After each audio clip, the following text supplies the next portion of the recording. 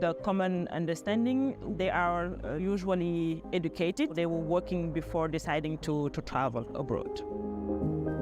In terms of return, they are mostly coming from Libya, but also Niger because it's a transit country. But when we look at main interest, it's Europe, basically. I spent in Libya for more time, then I decided to come back. We went to Riverside again. Soldiers, they come there again, they cut everyone. They take you to prison. I'm in prison for 2 months. It's very hard. Food is problem there. The place is not that much clean. And beating also, they will come there and beat people. They will collect everything from you. After then, UN people came there and they try to decide to return everyone. I just try to manage.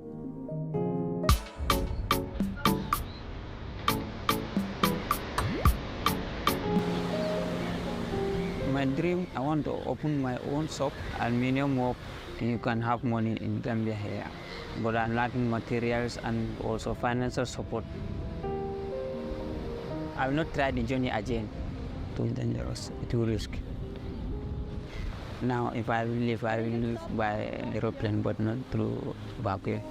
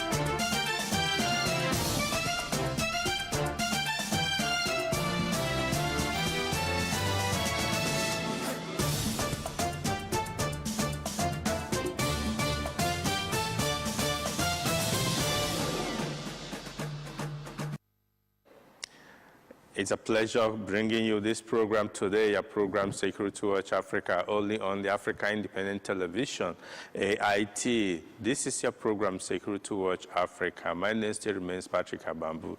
Today we'll be looking at a number of issues, particularly the Nigerian Army Day celebration 2026 that took place. But also I want to say that one of those who have shown passionate love for Security Watch Africa, a young man, Hai Adamu, Q, died during the week. It's been a very traumatic period for us that are close to him, because this was a man, a young man that is doing so well.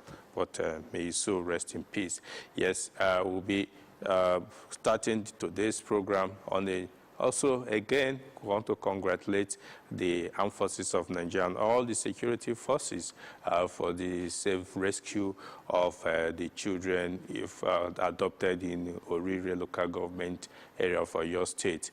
It's something of gladness that these children have been returned to their families. We believe that security agencies have done what they should. No Nigerian should be left in the hands of these bandits or terrorists or whatever, kidnappers, whatever they are. We believe that our armed forces, they are capable and they can do it. All they need is the support from we all. Every Nigerian must support the security agencies to do the needful at all times. Yes, the Africa Security Watch Conference and Awards is coming up this month of July. Already everywhere is set in the Gambia to receive Africans who will be coming to look at the issues of security. Today, security is a global discussion because what affects another country affects the other, and there is need for a collective responsibility when it comes in terms of security. So we'll be heading to the Gambia to look at how best to take care of African security. It's here, the 19th edition of the Africa Security Watch Conference. This year's theme is Dimensional Shift in Geopolitics of Africa, its implications to security and development. From July 21st to 23rd at the iconic Sir Dawuda Kairaba Jawara International Conference Center, Banjul, the Gambia, Africans, security professionals, policymakers, and lovers of peace and security will converge to discuss the continent's most pressing security and safety challenges. The special guest of honor is His Excellency Adama Barrow, GMRG, President of the Republic of the Gambia. Lead speakers are His Excellency Dr. Peter Mba, Governor of Enugu State, Nigeria; General Christopher Gwabin Musa, Minister of Defense, Nigeria; Captain Mark Blaine, retired, South African Navy, South Africa; Lieutenant General Waidi Shaibu, Chief of Army Staff, Nigeria; Professor Theodorus Potgieter, South Africa; and IGP Olatunji Disu, Inspector General of Police, Nigeria. Chief host and host are Honorable Abduli Sanyang, Minister of Interior, the Gambia, and Honorable Babukar Usmaina Juf, Minister of Defense, the Gambia. Be part of the solution to Africa's security challenges. Join us in the Gambia Africa Security Watch Conference, providing solutions to insecurity in Africa. Activities marking the 163 Nigerian Army Day celebration, NATSEL 2026, a week-long program highlighting the Nigerian Army's enduring commitment, sacrifices, and contributions to national security, have continued in Port Harcourt, Rivers State, following earlier engagements in Abuja. The celebration provides an opportunity to reflect on the Army's journey while reaffirming its readiness to confront emerging security challenges. The week-long activities, which commenced with a media briefing, featured the NATSEL lecture themed Protecting the Nation and Serving the People, a way forward for the Nigerian Army. Welcoming guests and participants to the lecture, the Chief of Army Staff, Lieutenant General Waidi Shaibu, reiterated the Nigerian Army's commitment to defending Nigerian sovereignty. Amidst these security challenges, the Nigerian Army continues to demonstrate resilience, adaptability, and dedication to duty. Our soldiers stand as a testament to our courage and selfless service, often making great sacrifices to preserve the unity and sovereignty of our dear nation. He also emphasized the importance of the soldier-first culture philosophy. Also very critical, the combat readiness of our army is the man behind the equipment. Hence, the soldier-first culture philosophy, which I'm passionate about, is our enduring foundation. The lecture, delivered by the former Chief of Army Staff and Defense Chief, General Martin Luther Agwe retired, highlighted the need to strengthen Nigeria's national security framework. The special guest of honor, His Royal Majesty Major General Felix Mujapero retired, described the Nigerian Army as a central pillar in maintaining peace, stability, and national development. As we celebrate Nigeria Day celebration of 2026, let us honor the bravery of those who have served and those who continue to serve. Let us recommit ourselves to building a nation where security is not a privilege, but a guarantee, where every citizen feels protected, and where our armed forces stand as a symbol of unity, discipline, and national pride. On the sidelines of the event, the Chief of Army Staff presented cash prizes to winners of various academic and creative competitions aimed at promoting patriotism, innovation, and youth engagement in national development.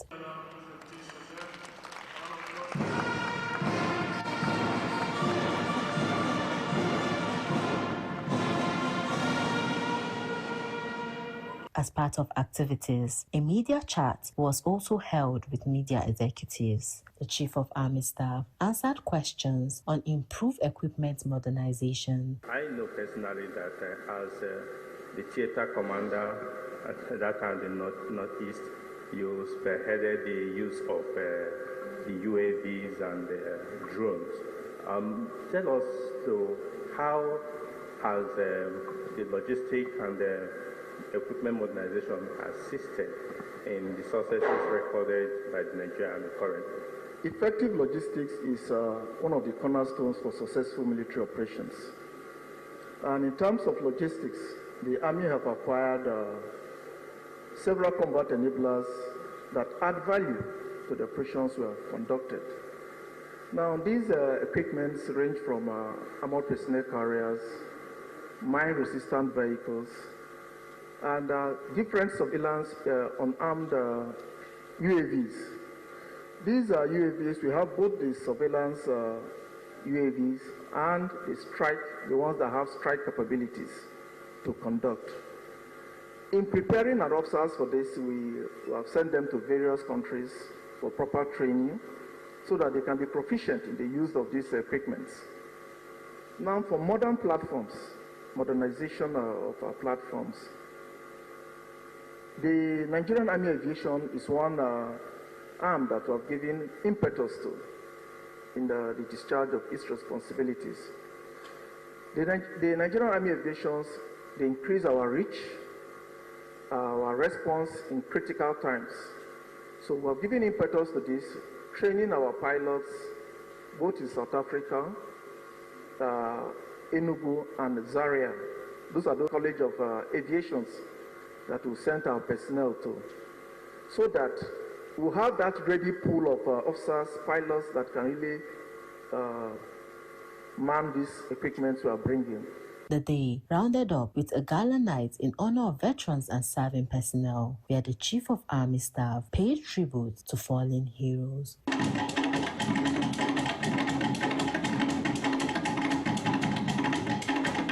The celebration climaxed on July 6 with a colorful grand finale held at the Liberation Stadium in Port Harcourt, Rivers State, which brought together the Governor of Rivers State, the Minister of Defense, senior government officials, serving and former service chiefs, retired senior military officers, traditional rulers, members of the Nigerian Army Officers' Wives Association, and other dignitaries who gathered to commemorate the 163 Nigerian Army Day celebration. The special guest of honor, President Bola Ahmed Tinubu, who was represented by Vice President Kashim Shettima, described the Nigerian Army as a critical pillar of Nigerian security architecture.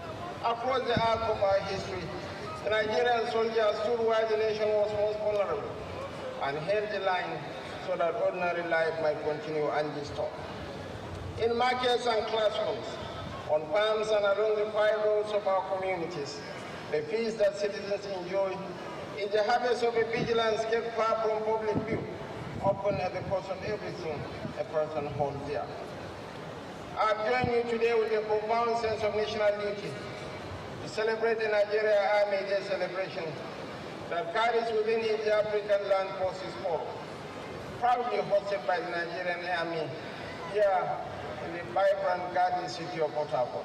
Speaking at the grand finale, the Chief of Army Staff, Lieutenant General Waidi Shaibu, said the military's responsibility goes beyond battlefield victories. The Army Chief highlighted efforts to strengthen operational effectiveness through improved capabilities, while appreciating President Bola Ahmed Tinubu for his continued support. We continue to invest in training, intelligence, and modern equipment, while deepening collaboration with sister security agencies. Our ongoing modernization efforts and community engagement initiatives have also aimed to strengthen public trust and further enhance the effectiveness of our operations, ensuring that the safety and security of every Nigerian. The leadership of the Nigerian Army remains committed to improving welfare, training, and general administration. In this regard, the construction of Phase 2 of Bola Ahmed Tinubu Barracks as well as ongoing large-scale renovation projects in various across all commissions, are testament to the leadership resolve to improve the welfare of our troops.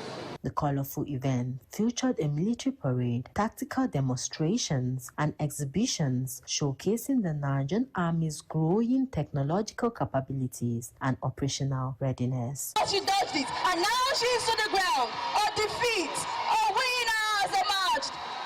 The Nigerian Army says it remains focused on professionalism, innovation, and collaboration in addressing Nigeria's evolving security challenges. Elizabeth Thanko, reporting for Security Watch Africa.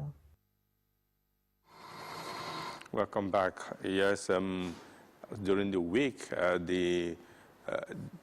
an officer, an air officer, a Nigerian Air Force officer, squadron leader Ezenyi, launched a book on Masters of Ceremony, and it was quite an impressive one because for the armed forces to look at the issues of public speaking is very important. And Security Watch Africa, Lucy Tao was there, and she brings us the report.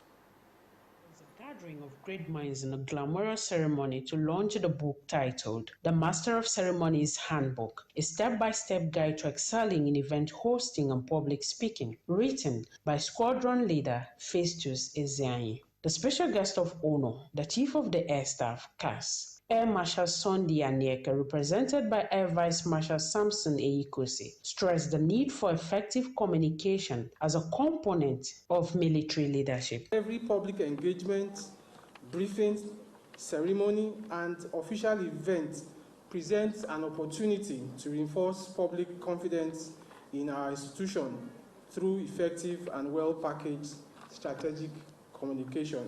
The CAS added that beyond the aircraft, platforms, and operational capabilities, the effectiveness of the Nigerian Air Force was also reflected on how it communicates its mission. At first glance, a handbook on event hosting and public speaking may appear far removed from the business of air power. However, this is not so, because effective communications remains a critical component of military leadership and operational success. There were goodwill messages from top military personnel and well-wishers. I am particularly delighted that one of our own, Squadron Leader Festus Chike Ezenyi, has transformed years of practical experience into a comprehensive handbook that will serve as a valuable piece for masters of ceremony, public speakers, protocol officers, public relations practitioners, event managers, students, and professionals across diverse sectors. The book reviewer, Air Vice Marshal Edward Gankwet, who was represented by Group Captain Ruth Bellu, stressed the importance of a manual on public speaking. Permit me to start with laying down a profound truth. Every memorable event is remembered not by the speeches delivered or the guest's presence, but for the quality of the communication. And at the heart of the success of every event is the master of ceremony, who provides directions, maintains order, inspires confidence, and connects every segment of the program, weaving them into a seamless experience. The master of ceremony is much more than someone who announces speakers. He is somebody that sets the bridge between organizers and the events. The author, Squadron Leader Festus Ezenyi, appreciated all who made it to celebrate with him while speaking on the book. The ability to communicate effectively and manage ceremonies professionally remains an invaluable skill. This handbook provides practical guidance drawn from my years of experience, observation, study, and professional engagement. Our sponsors, supporters, friends, and members of the organizing committee, your mentorship, encouragement, goodwill, and contributions have made today's event possible.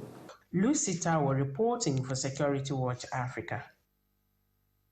Come join us as we celebrate Africa's best in governance, security, safety, transportation, hospitality, environmental stewardship, and people empowerment at the 19th Africa Security Watch Awards this July 21st to 23rd, 2026 at the iconic Sir Dawuda Kairaba Jawara International Conference Center, Banjul, The Gambia. His Excellency Adama Barrow, GMRG, President of the Republic of the Gambia, will lead other esteemed personalities to grace the event. His Excellency Pastor Umo Eno, Governor of Akwa Ibom State, Nigeria, will deliver the awards lecture and receive an award. Other award winners are the South African National Defense Force, General Christopher Gwabin Musa, the Kenyan Navy, Honorable Gregory Coleman, Inspector General of Police, Liberia, and others.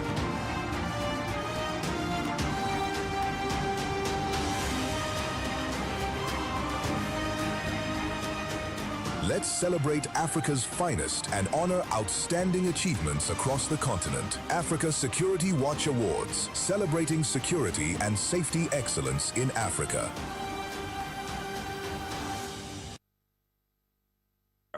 Welcome back. We have in the studio with us to look briefly on two very important issues.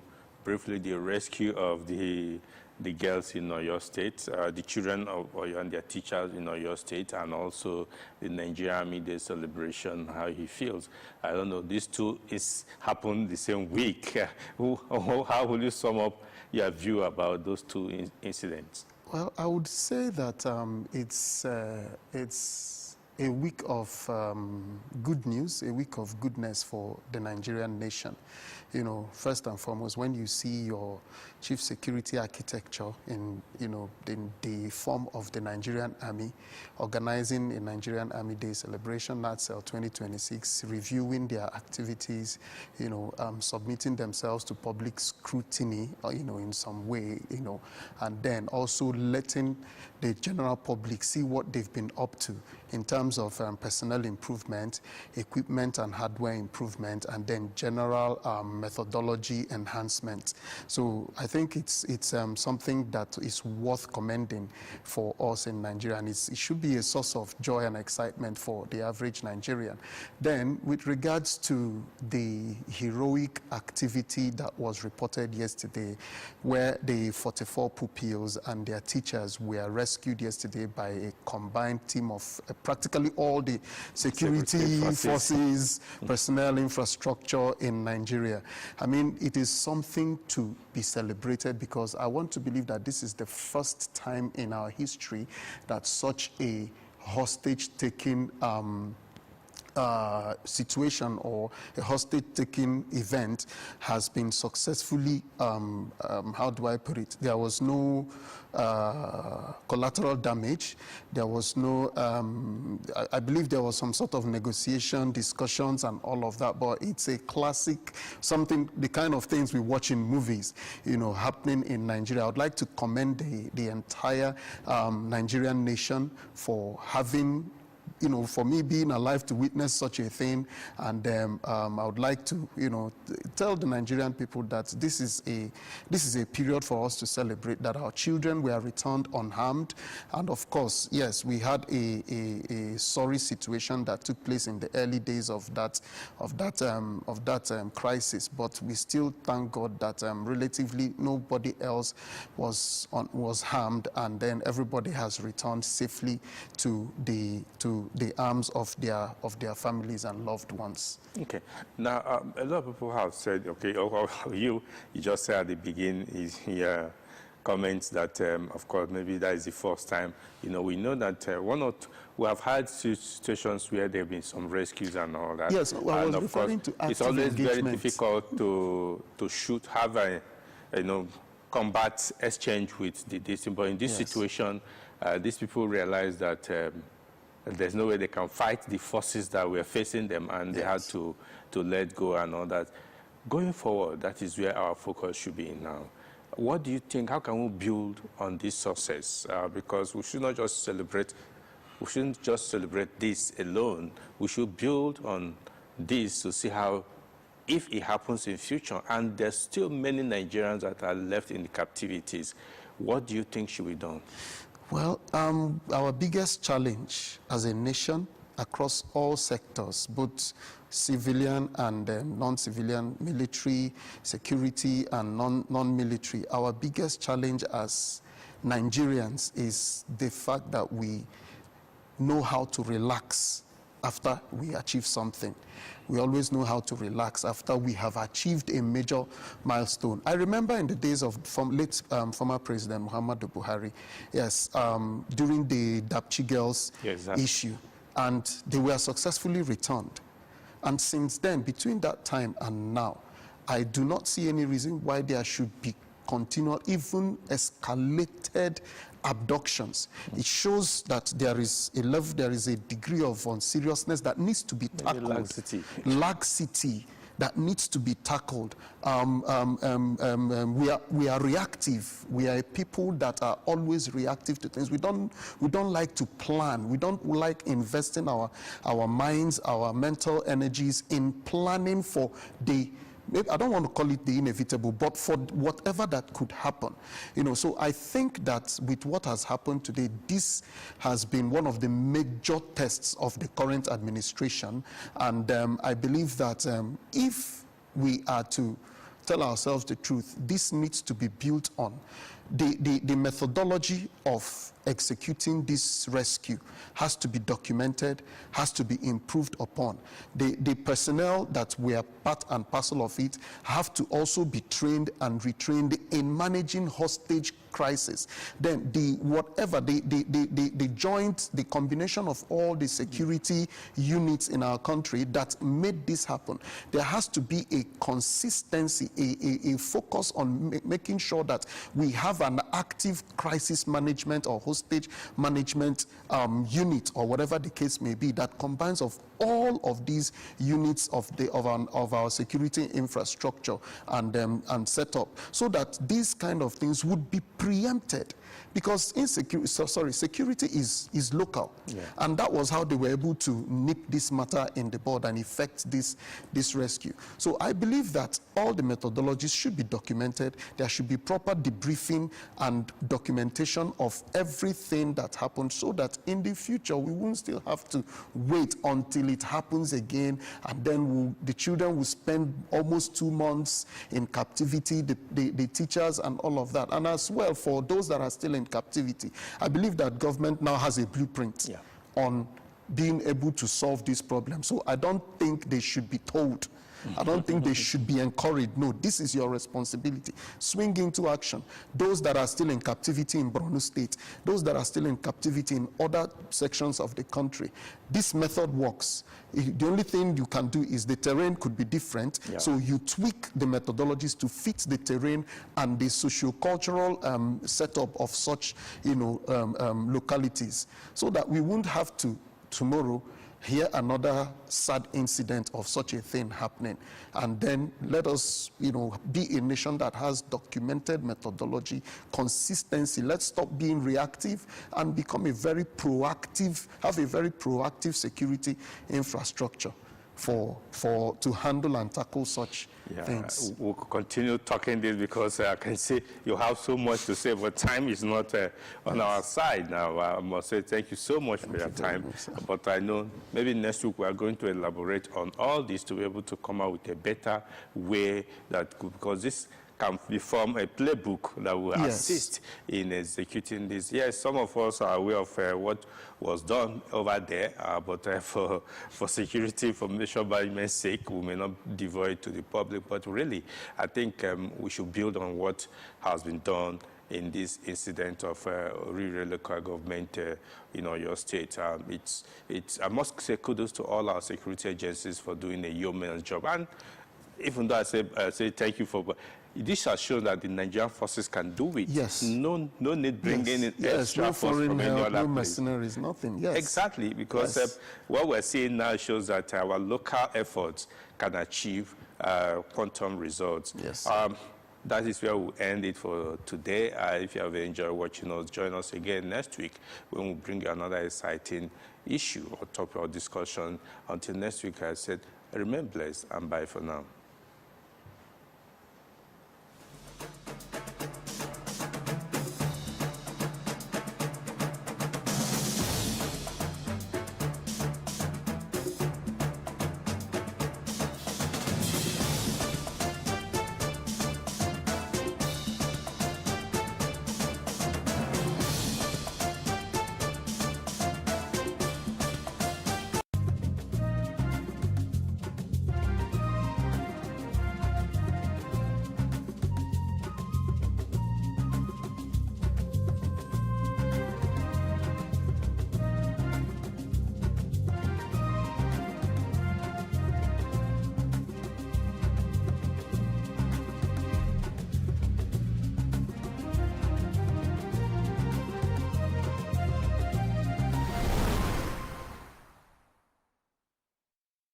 every wound bleeds. Some are carried in silence, behind the smiles, behind the success, behind the laughter. Millions of people are living with invisible wounds caused by trauma, depression, anxiety, substance abuse, gender-based violence, insecurity, and the pressures of everyday life. This October 8th to 10th, Nigeria will host a conference to change the conversation. The Federal Ministry of Health and Social Welfare, through the National Mental Health Program, in collaboration with ECHO's Africa Initiatives, USA, proudly present. The 2026 Mental Health and Gender-Based Violence Conference. Theme: Invisible Wounds. Understanding mental health, trauma, gender-based violence, and their impact on society. Join renowned global mental health experts, national policymakers, healthcare professionals, community leaders, and mental health ambassadors from Nollywood and the entertainment industry for 3 transformative days of learning, dialogue, innovation, and action. There's an African proverb that it takes a village to raise a child.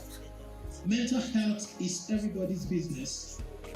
Together, we can replace stigma with understanding, silence with hope, and despair with healing. Because mental health is everyone's business. Be part of the movement. Register today. For sponsorship, partnership, and registration details, visit our website or call the numbers on your screen. Together, let's heal minds, strengthen communities, and transform lives. Mental Health and Gender-Based Violence Conference, Nigeria, 2026. Register and secure your spot now. Mental health is a human right. The next thing you tell me now is that village people are after you. Okay. Let me think. Faith and second help are not enemies. You can prayerfully seek for help. For instance, if Toby is sick, if Toby has flu, you pray for Toby to be fine or take him to the hospital to get a proper treatment. No. If Toby is hurting, if his heart is hurting, would you tell me that you pray for Toby to heal? Or still to it to a professional that guides him and take the trouble. You're beginning to sound like these Americans. You're beginning to sound like them. What my son needs is discipline. He needs God. God is what he needs. And everything else will fall into place.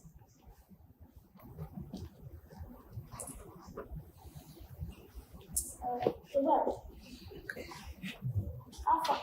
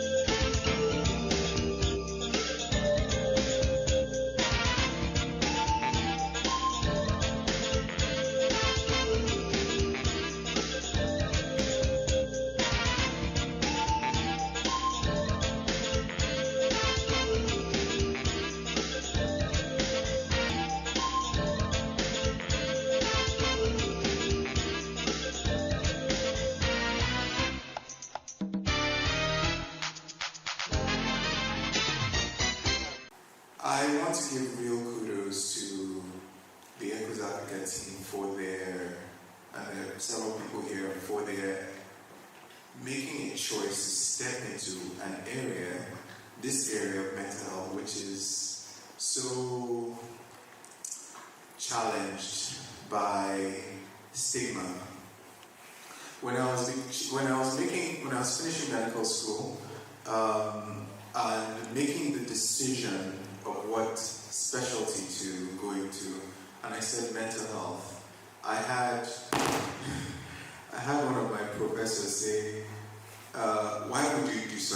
into yourself. Because to step into, and I'm saying this to make a point, to embrace advocacy in this field of mental health is to take on and step into some of that stigma yourself. So it takes courage to choose to become, and with the kind of full-throated advocacy that the Echoes Africa team has adopted. So once more, please give them a hand for the work that they're doing. I have to say one last thing before I get into some of my remarks. So the point was made earlier by our host, MC, about Miss 81. You see, you're sitting down, you're seeing this incredible woman and her husband, just sitting right here. And this woman walks with presidents and kings. So it's a real gift that we have here. All right, so let's talk about mental health. How many people here are less than 25 years old? Put up your hands. Okay. How many people are over 25? We won't go beyond that. All right. One of the things I love about the skit that we just watched, several things that I loved about it. One is, I'll echo Mr. Inua's comments, the power of media to get to grab the hearts and minds of the populace at scale is something that is truly remarkable to watch. And this skit points to several things that I think are important. Now, let me ask you, by show of hands, let's just do a quick pop quiz. By a percentage,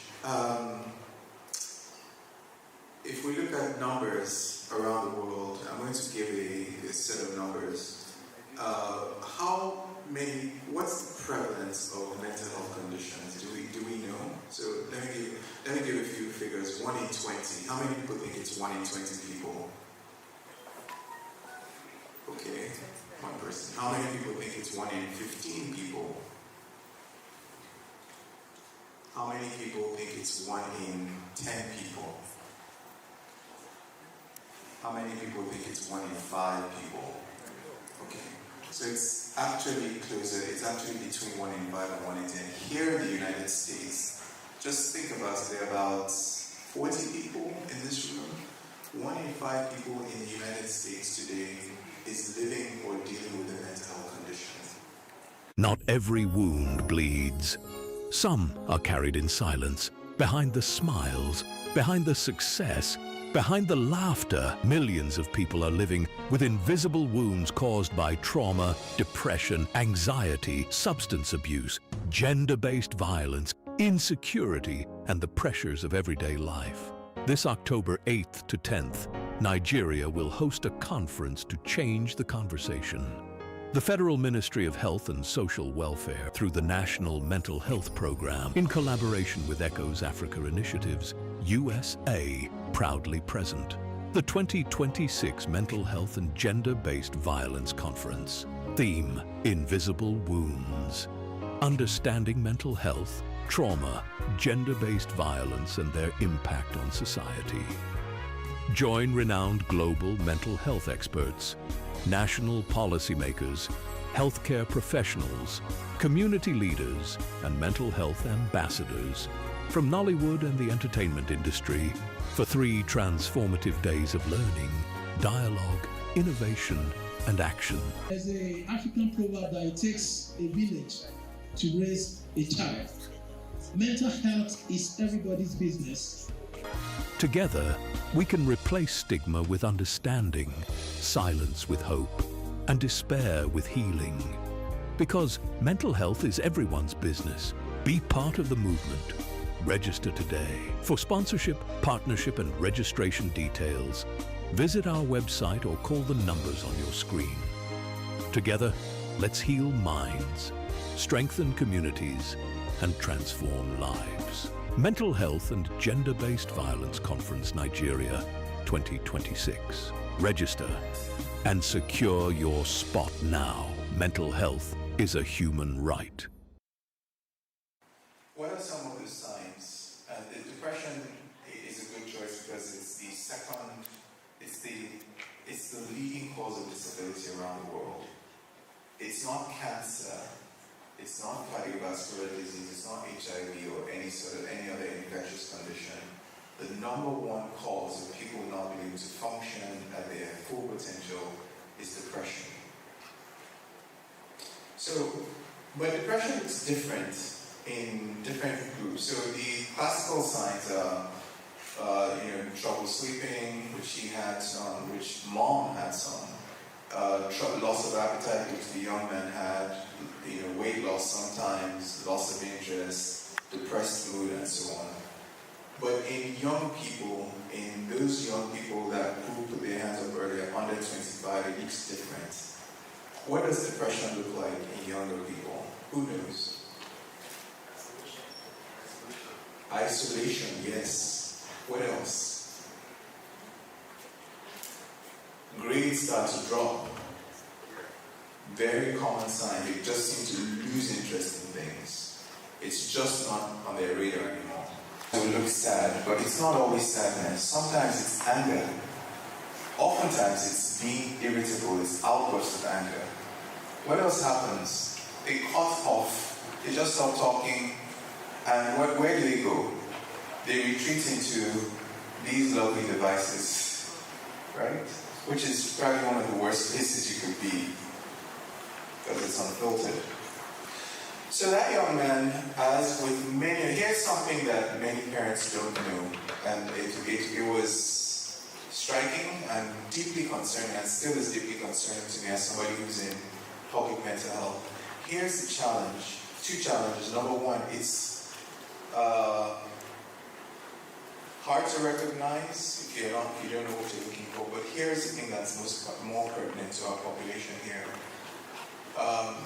The children of first-generation immigrants, that is, the children of people who, like myself, moved to America to start life as a first-generation immigrant, oftentimes experience mental health challenges at a higher rate.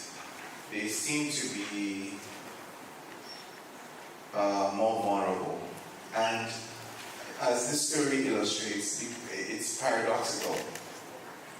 Sometimes it's the very things that we do that are intended to help them to be successful, to recreate the kind of success that we expect as Nigerians, as people from other African nations, as immigrants. We expect a lot from our children.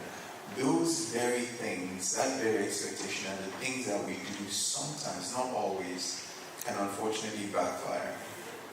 I'm not saying parents are to blame. I'm saying that the environment that we find ourselves in, especially today, is something that can harm our children. Not every wound bleeds.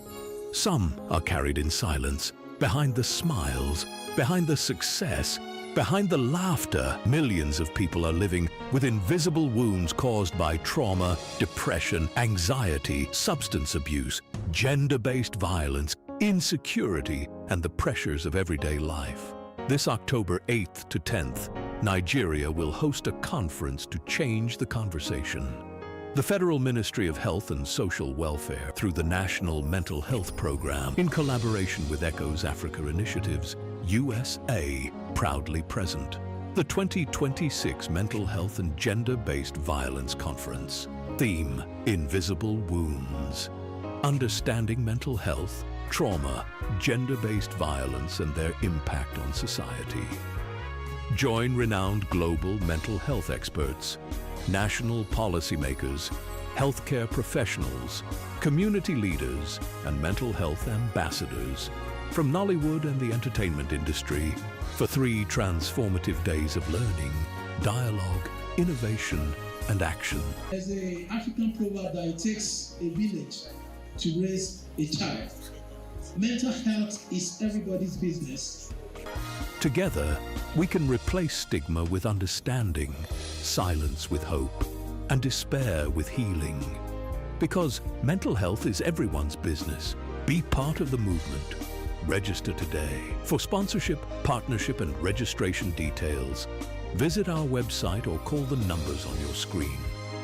Together, let's heal minds, strengthen communities, and transform lives. Mental Health and Gender-Based Violence Conference Nigeria 2026. Register and secure your spot now.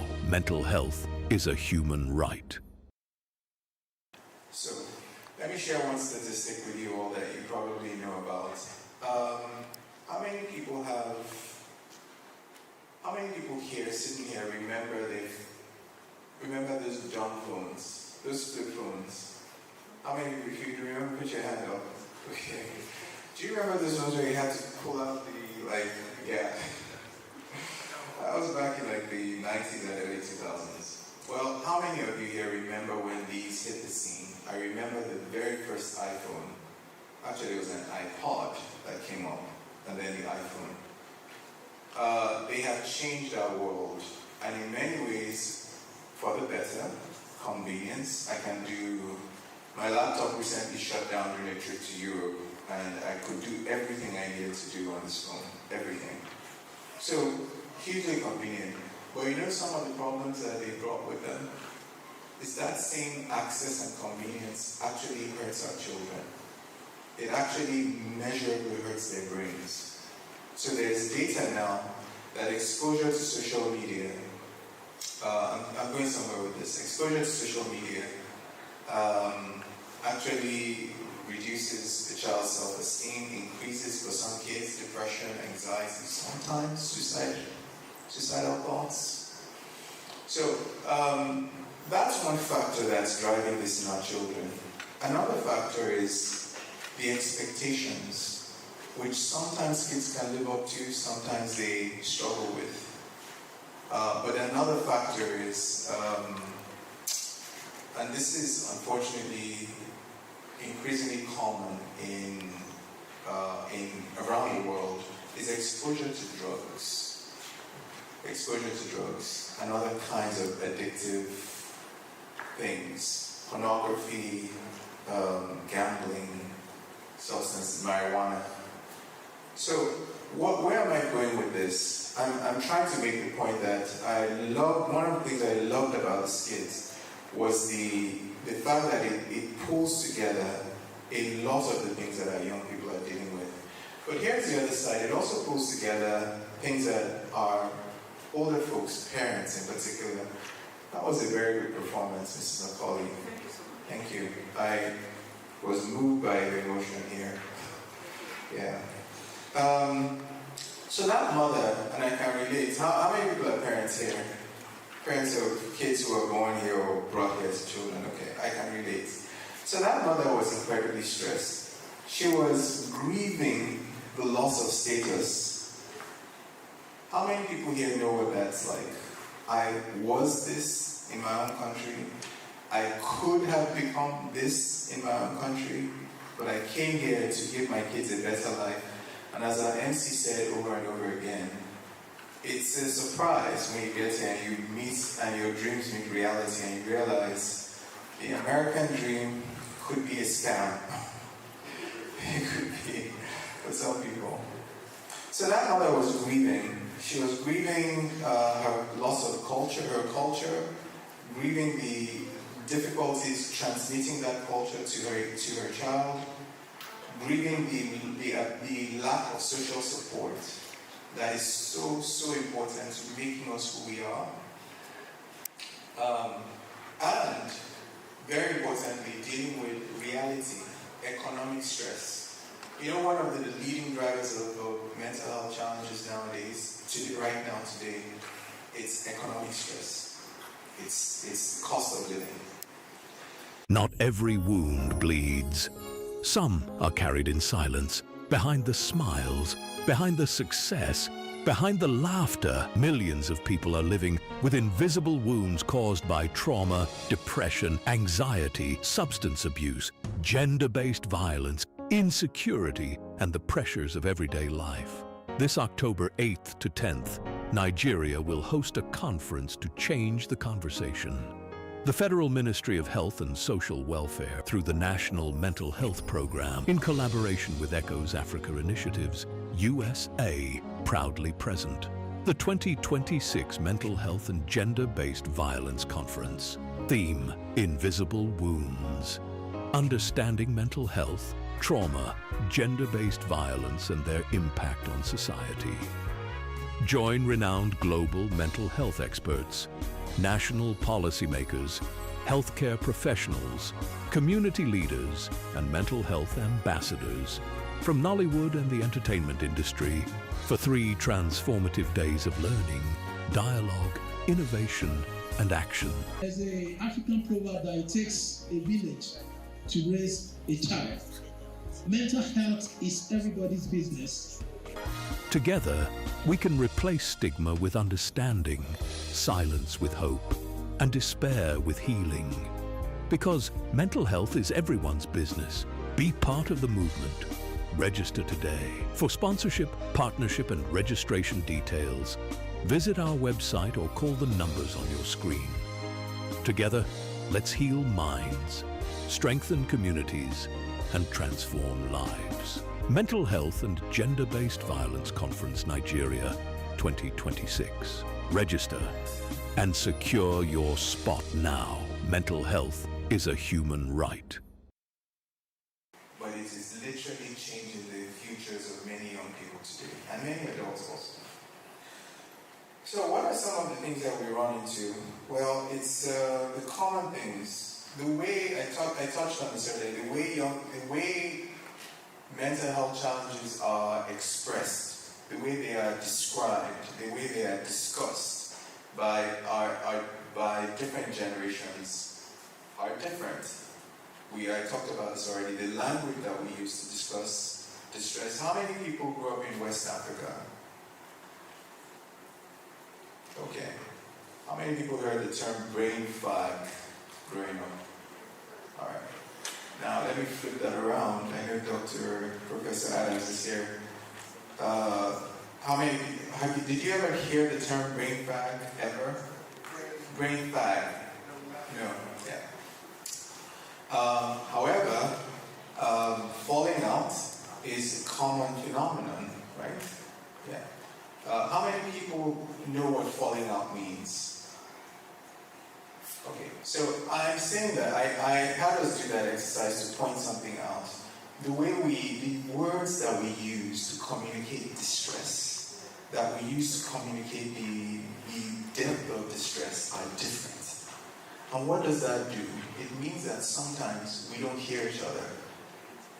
So when a child is struggling, they express it in behavior that sometimes we don't pay attention to. We attribute it to something else. And this is one of the biggest problems in helping people connect to resources, connect to help, is we're looking at something and we don't know what we're looking at, or we attribute it to something else. So I'm a person of faith, as are many of you here, but I will tell you that our tendency, and I say our, largely because I see this in many, many cultures, not just those from Africa, or from who originally from Africa, is our tendency to spiritualize things allows us to connect to or recruit the strength from faith. So prayer, community, for those who are Christians, reading the Bible, those things are important, and they are not to be dismissed. But if we have a single attribution, if we believe that all illness or all misfortune or all stress is all spiritual, what it does, unfortunately, is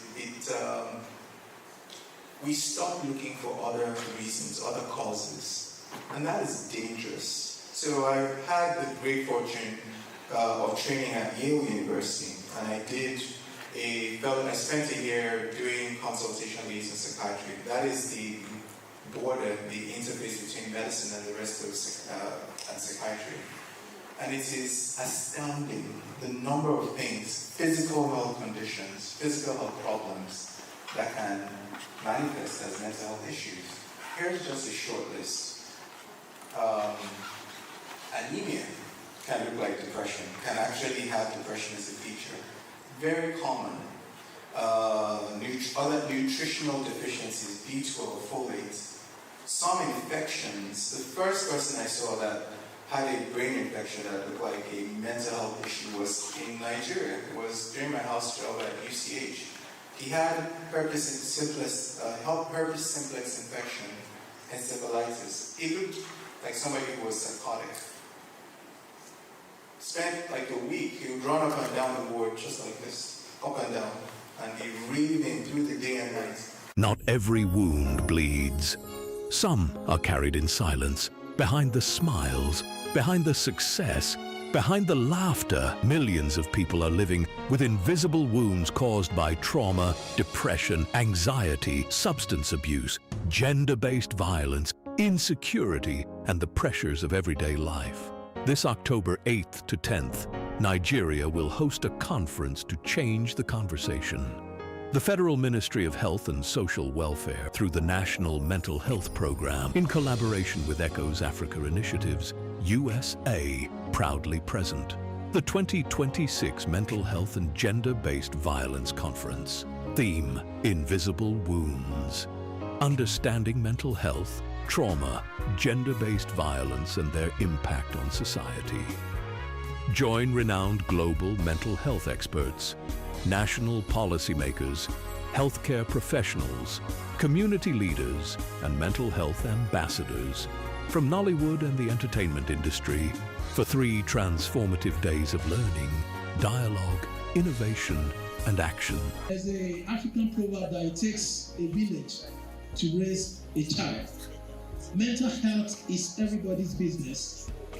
Together, we can replace stigma with understanding, silence with hope, and despair with healing. Because mental health is everyone's business. Be part of the movement. Register today. For sponsorship, partnership, and registration details, visit our website or call the numbers on your screen. Together, let's heal minds, strengthen communities, and transform lives. Mental Health and Gender-Based Violence Conference Nigeria 2026. Register and secure your spot now. Mental health is a human right.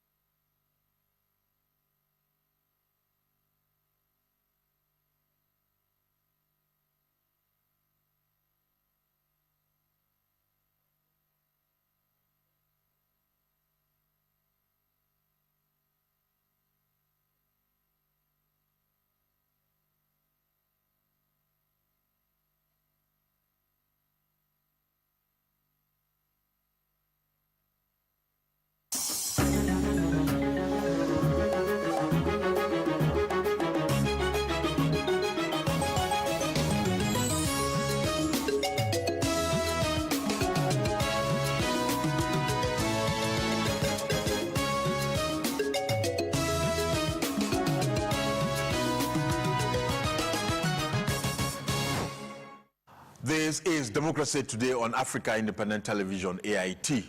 We are also streaming live on Africa Independent TV on YouTube. I am TV Tiav. It is about 184 days to the January 16, 2027 presidential and National Assembly elections, and 204 days to the governorship and houses of assembly elections of February 6, 2027. But most importantly, it is just less than 10 days to the close of the continuous voter registration, that's the CVR, for any eligible Nigerian who is 18 years and above and wants to vote in next year's general election. What this means is that by Sunday next week, which will be July 26, all the doors and all the windows will be shut against those who have not registered. Unfortunately, some Nigerians usually wait for the very last minute to present themselves for such exercise. Tonight, the National Commissioner of the Independent National Electoral Commission, INEC, who is also the chair of the Information and Voter Education Committee of the Commission, Mohammed Haruna, will be joining us in the later part of the program to review the exercise. But then, interestingly, why a state like Kaduna is posting the highest number of newly registered voters of about 182,749 in the ongoing third and last phase of the exercise that started not long ago, and has recorded 2.4 million registrants already. Ekiti State in southwest Nigeria has only 84 newly registered voters. This is a big issue. Indeed, there are some states that are also performing so poorly in the registration exercise. But then, when the results start coming in on election day, there are people who will be about the very first to start shouting and alleging rigging and manipulation in other places. But we shall start the program with this developing story from the Federal High Court in Abuja, where the suit seeking recognition of the Kabiru Turaki-led People's Democratic Party has been struck out. The suit was seeking to compel INEC to recognize and publish names of the Turaki-led Interim National Management Committee, that's NWC, of the People's Democratic Party.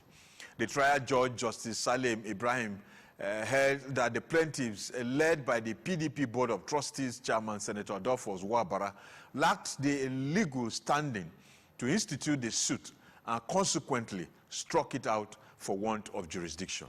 The court, in its judgment, upheld the preliminary objection filed by INEC, sustaining similar objections raised by parties seeking to be joined in the suit, ruling that the plaintiffs failed to establish that INEC had recognized the purported interim NWC or that they had the authority to sue on behalf of the PDP. This is obviously a major blow to the Turaki-led PDP that supposedly nominated former President Goodluck Jonathan as its presidential candidate for the 2027 elections, but then had no access code to the INEC portal to upload the details along with other candidates that were so nominated as standard bearers. We have two political analysts who will be engaged in the issues around this developing story. We shall get into the conversations for tonight after bringing you up to speed with other major developing stories. Stay with us. People, politics, and power brings context and clarity to issues and events in governance, democracy, and development. On People, Politics, and Power, we feature people who shape the events and define the issues. A lot of the agencies are still struggling with implementation of freedom of information. The government should come. We need Nigeria to work. We examine the interplay and interaction of politics with power and their impact on policies and the people. It's about getting the system to deliver the kind of electoral outcome that people will be happy with. People, Politics, and Power with Imoni Amarere. Will low-performing agencies be held to account? Or will the numbers fade after the headlines? At 1 p.m. every Monday and Friday on AIT. Thanks for staying with us. We now have joining us virtually Kinloye Oyenini, a political analyst. Thank you so much for joining us tonight. Thank you very much for having me. Good evening, Nigerians. Yes, you've gone through the developing story we are following now. The Federal High Court putting a nail on the attempt, or a break, let me put it that way, on the attempt by the Turaki-led group to get recognition by INEC. What does this mean for that group, especially going by the timelines INEC has put in place? I think by this, what happened today again, before today we have had a series of cases that have been coming up. A lot, we have plethora of cases involving PDP, and these cases are between the Turaki group and the Wike group. Along the line, these cases are we were doing they were moving together, and each one court by court, from High Court to Appeal Court to Supreme Court, they were decided. But to my dismay and the majority of Nigerians, we see the Turaki side, which is a Makinde side, going on publishing and holding on to minority judgment, both in Appeal Court and the Supreme Court. Yes. Telling people that court actually did this. Meanwhile, I was, some of us will follow all these events, and when we have some cases like this that are germane, that are critical cases, we don't want to hear from third party. We on our own, we will attend the court process. I was in those cases. I was present throughout all the time when the cases were that case was the appeal was at Appeal Court. I was present throughout to the last day that the Supreme Court decided that particular case. So, but what they are telling people, they are posting online and telling people, is different from the majority judgment of this appellate court. Yeah, their claim is their claim is that the Court of Appeal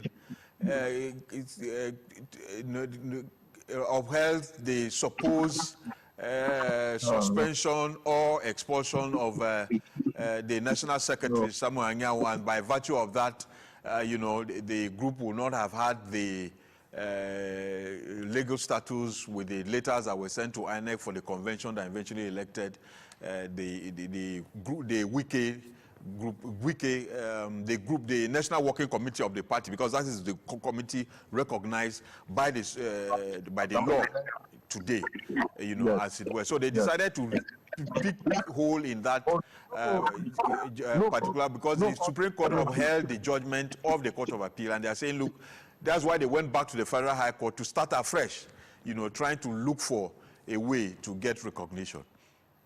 What actually happened in those appeals is this. It is not as if the Appeal Court upheld the suspension of Ajibade, Anyanwu, and the rest. What it was an official decision. Because I know when court want to give a decision, they can't just pronounce, they can't just make judgment. So they make some statements. So as part of those statements, and that statement was actually made when at the cross appeal. You understand me now? At the cross appeal, because why the Appeal Court threw out the cross appeal was that they said they don't have the locus. The case before them is not about suspension or no suspension. You understand me now? Yeah. It was that particular one appeal that they held on to, and that is not actually the appeal. The substantive appeal was dismissed.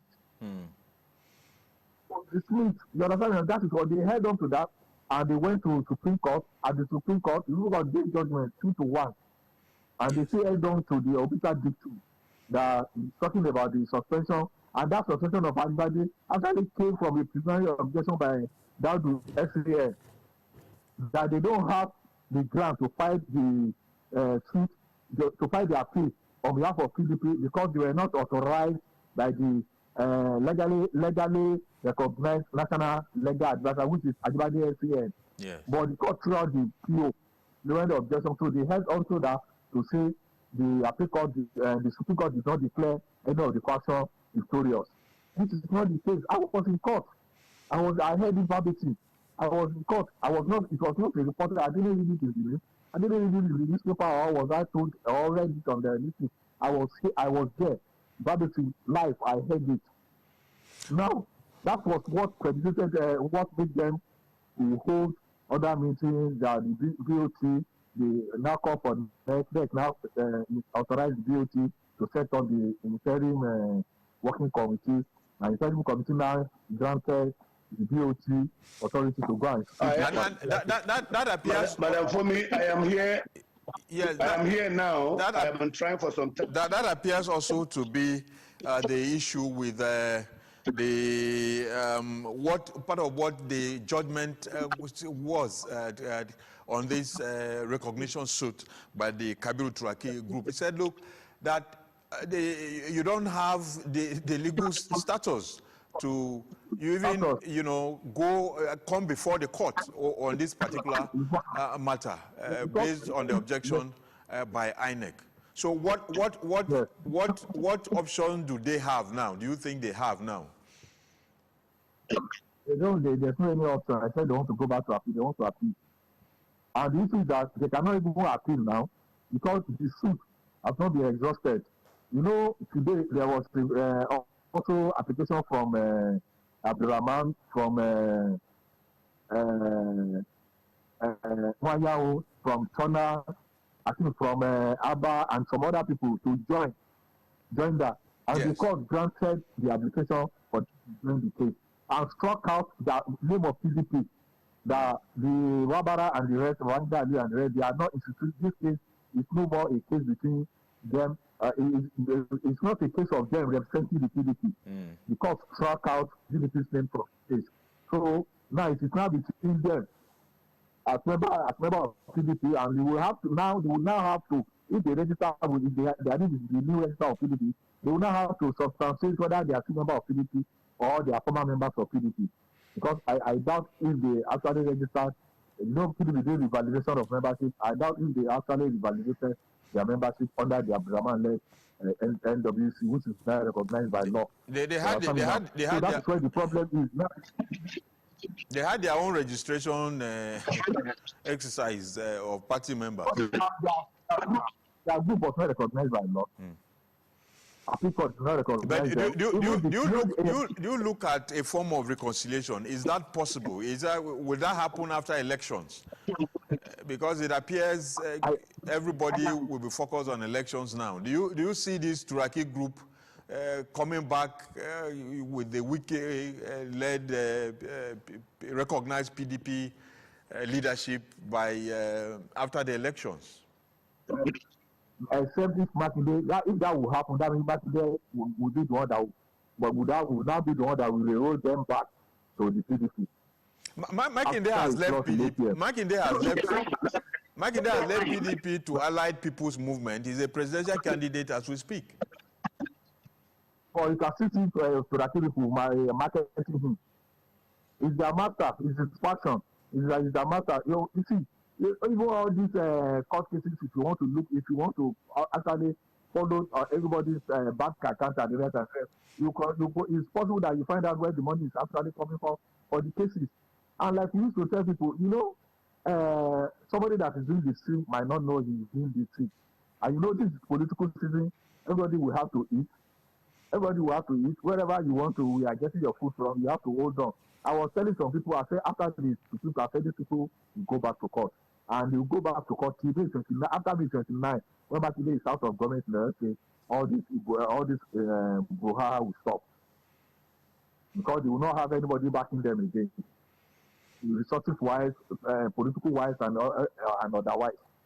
It appears that, yes, it appears that those who had genuine political interests, the governors, the senators, and all of that, who were looking for re-election or who wanted to, be on the ballot, went with the Wike faction, and then those who had no stake, no interest in the elections, who had nothing to lose, whether they were on the ballot or the party was on the ballot or not, were the ones roving around the Turaki group and making all these court cases and sometimes protests, as it were? No, you know, they also sold form to people now. Yeah, that's what I'm saying. I'm saying that those who were serious with their political ambition, those who were serious with their political ambition knew where to go and get fight for the ticket. You know. You know, it's not. You know, they were lying to. You know, what they have been publishing is different from what happened in court, and everybody, all their members will not be in court. All over Nigeria.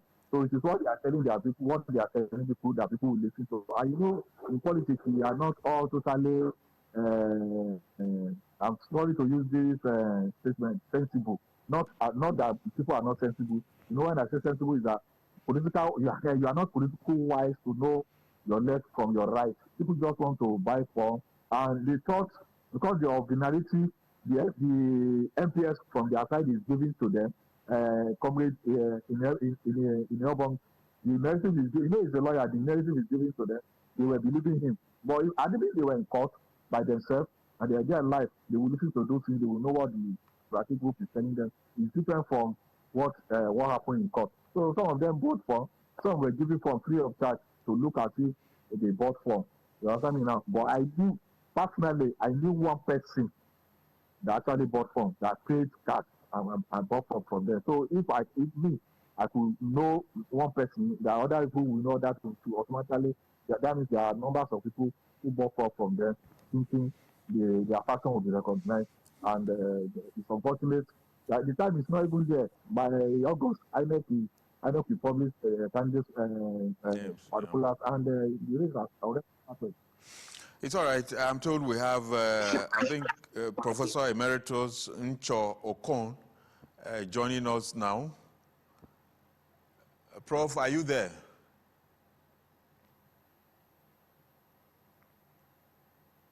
Is Prof with us now? Hello? I can hardly hear. Can you unmute yourself? I'm told your device is muted. Unmute yourself and then enable your video so that we can see you and also listen to what you are saying. You have to say.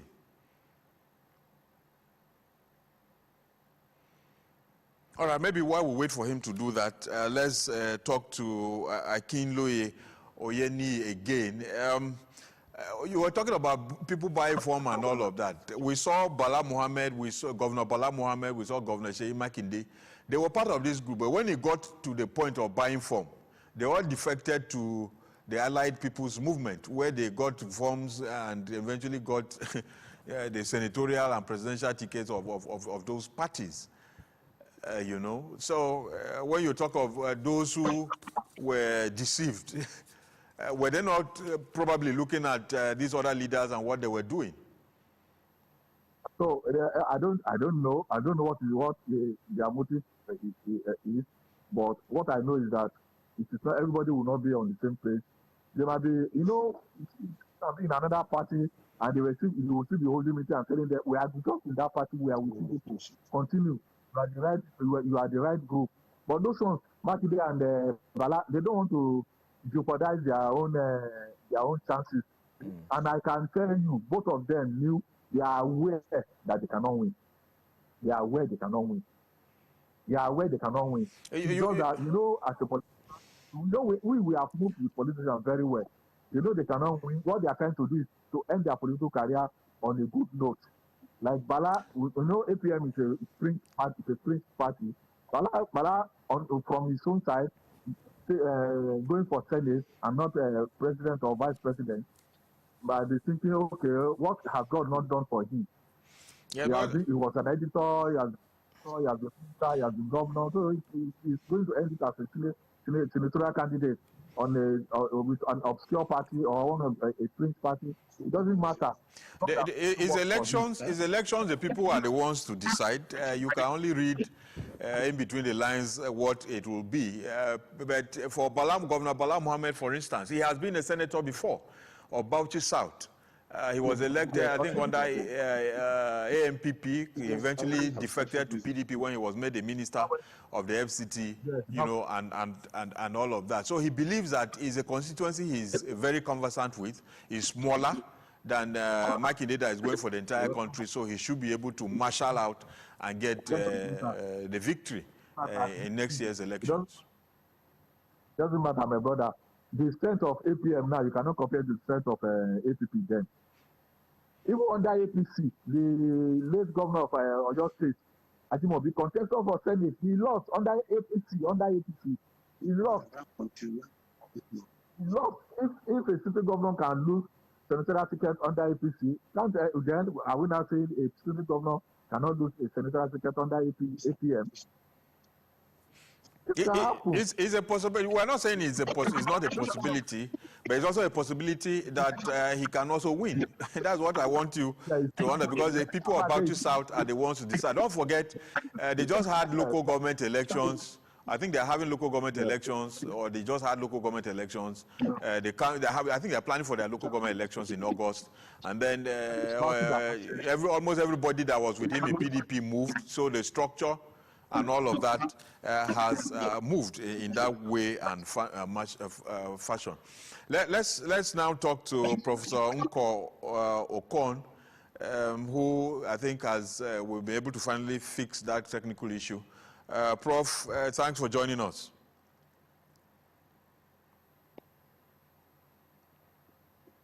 Hello? Yes, I can hear you. Thanks for joining us.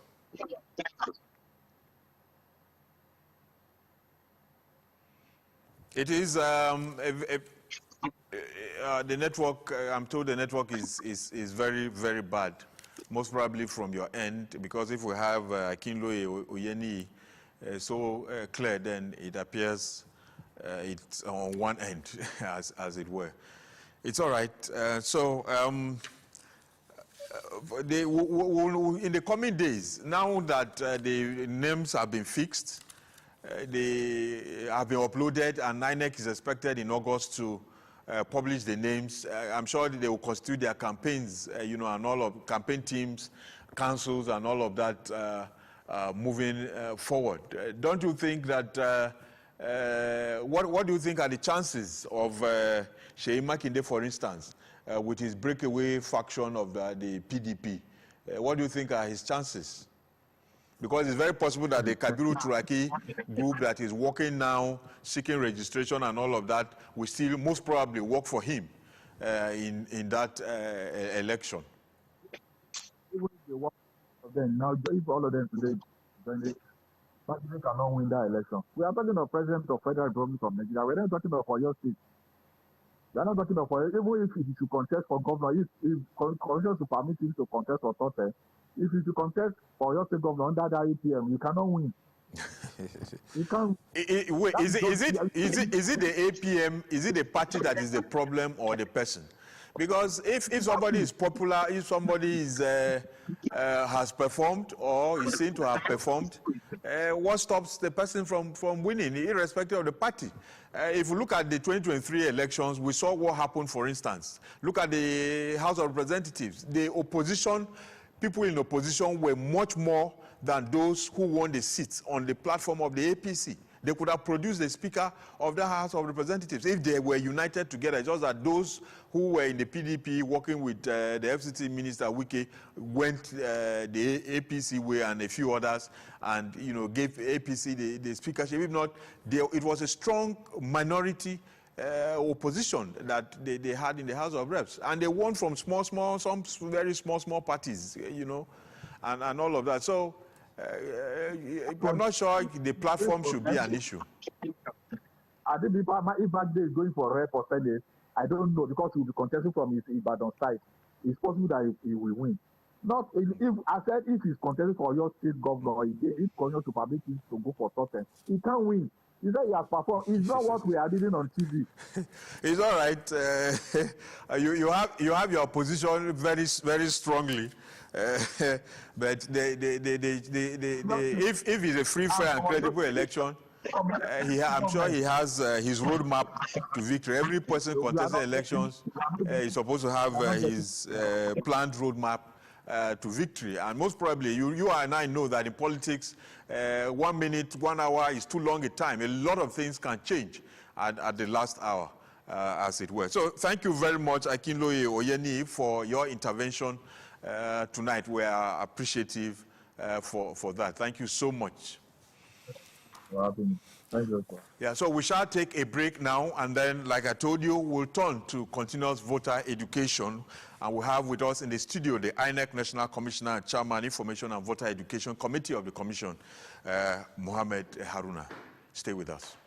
Ready for a bold new chapter in political discourse. The conversations that matter most are stepping into the spotlight like never before. Political platform, the hard-hitting, no-holds-barred program you have trusted on Raypower Radio is making a powerful move to television. Tune in to Africa Independent Television, AIT, as political platform debuts on your screen, bringing deeper analysis, sharper debates, and the voices shaping our nation's future right into your screens. From policy and politics breakdowns to real-time discussions with key stakeholders, this is more than a program. It is where opinions are tested, truths are uncovered, and the people's voice is heard. Join seasoned hosts and expert guests as they tackle the issues that define our democracy. No filters, no distractions, just real talk. Political platform now on AIT, 9 to 10 a.m. every weekday. Stay informed, stay engaged, be part of the conversation.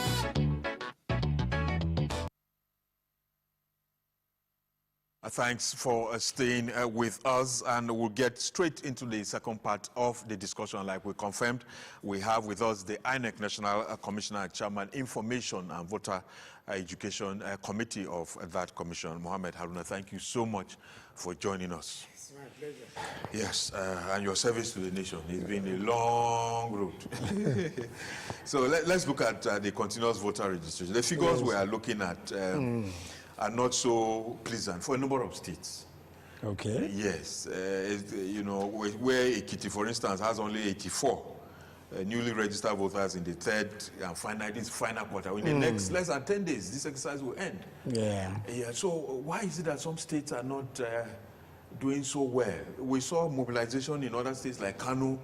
They took over the Ahmadu Bello, like FCT, Sani Abacha Stadium. Yes, FCT.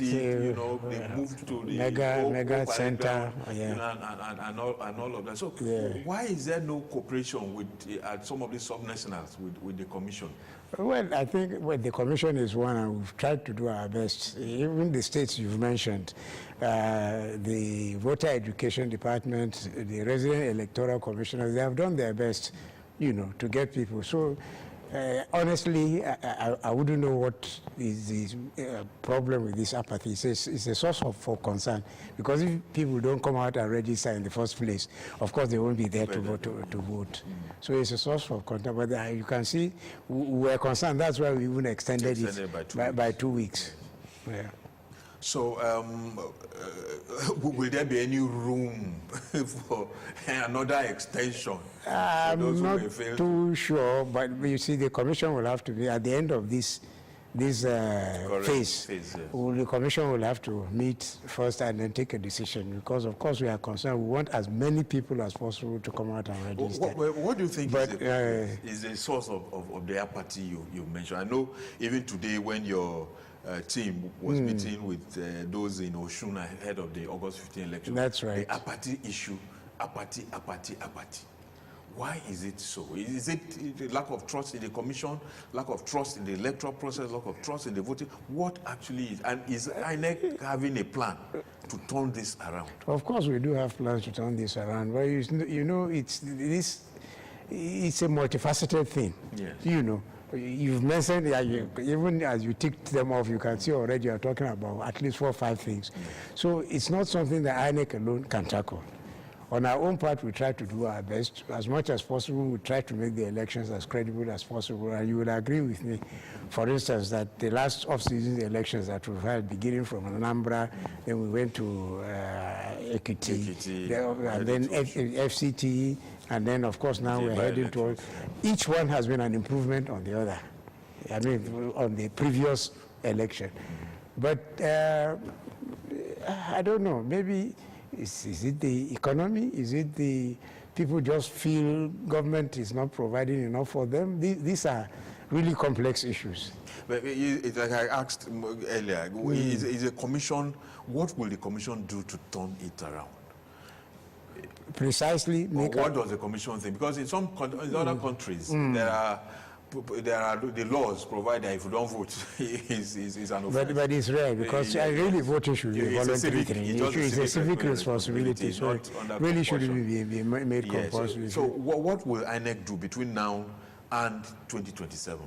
Well, there are a lot of things we're doing already. For instance, we're trying to improve on integrity of the voting system. The BVAS, for instance, you know, the bimodal voter accreditation system, trying to improve on its credibility so that people can, you know, register seamlessly, effortlessly. And again, you know, from the elections we've had, you know, you can point to that, because people, 2-3 minutes, in fact, so within a minute, people are able to accredit, you know. And then even the upload itself, there has been a vast improvement. So all these things are supposed to contribute to and they do contribute to the integrity of the election. But the main problem, I keep saying, the main problem are the politicians themselves. Maybe they don't do enough to convince people that really it's worth their while to come and vote for them, you know. This vote buying has become a very, very serious problem. It's another big problem.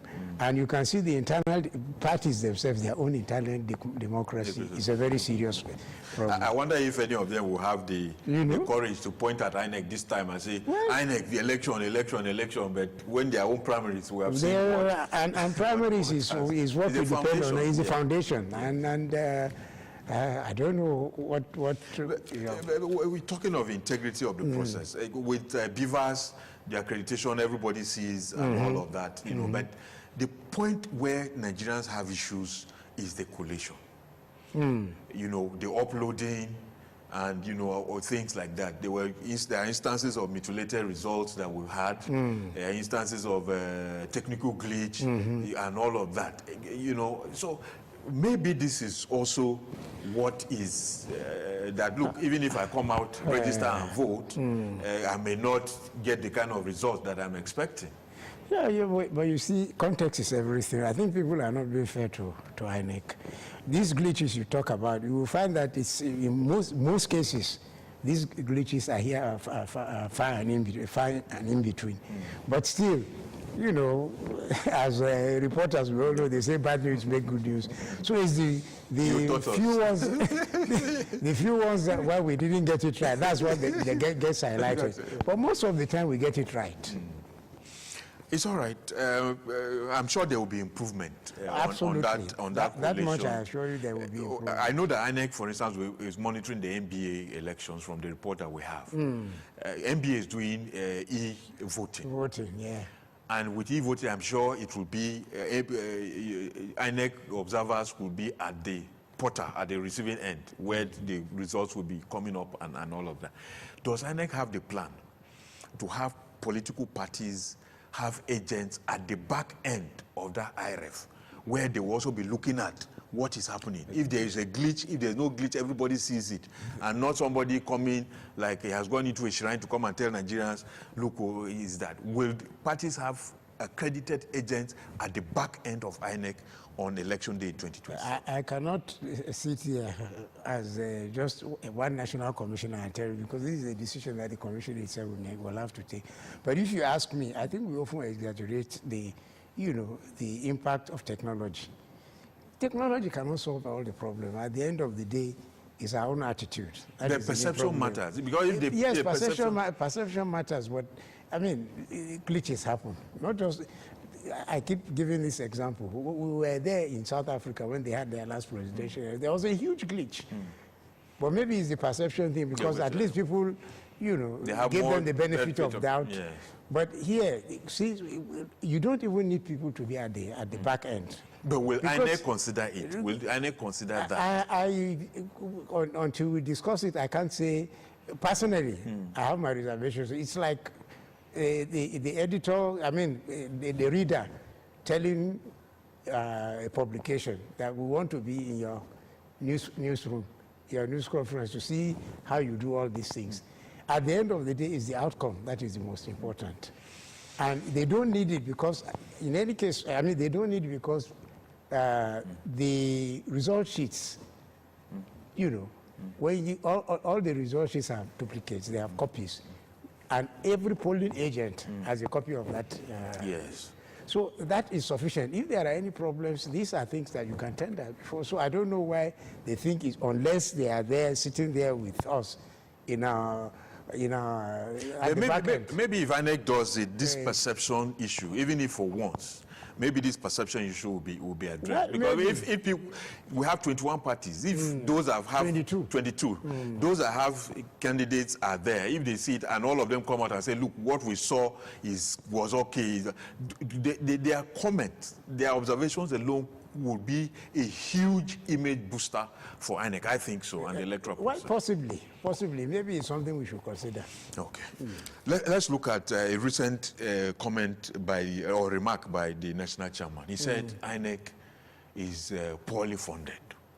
And everybody was like, okay, with 1.something trillion, the budget of a state. Nearly 1.something. Many states don't have the kind of budget that INEC has. I would prefer to be INEC chairman than governor of a state because INEC has more money than even my state. Well, I don't know which one is your state. But you see, the problem is people look at this cost, they look at the huge amount. Yes. But again, what is important is context. People forget that everything that we use in an election is imported. So virtually all the things we did, we use, are denominated in dollars. And if you look at it from that perspective, from that you find that even the current one, where we've budgeted nearly, I think 880-something billion. When you look at it in dollar terms, it's still one of the cheapest elections in the world.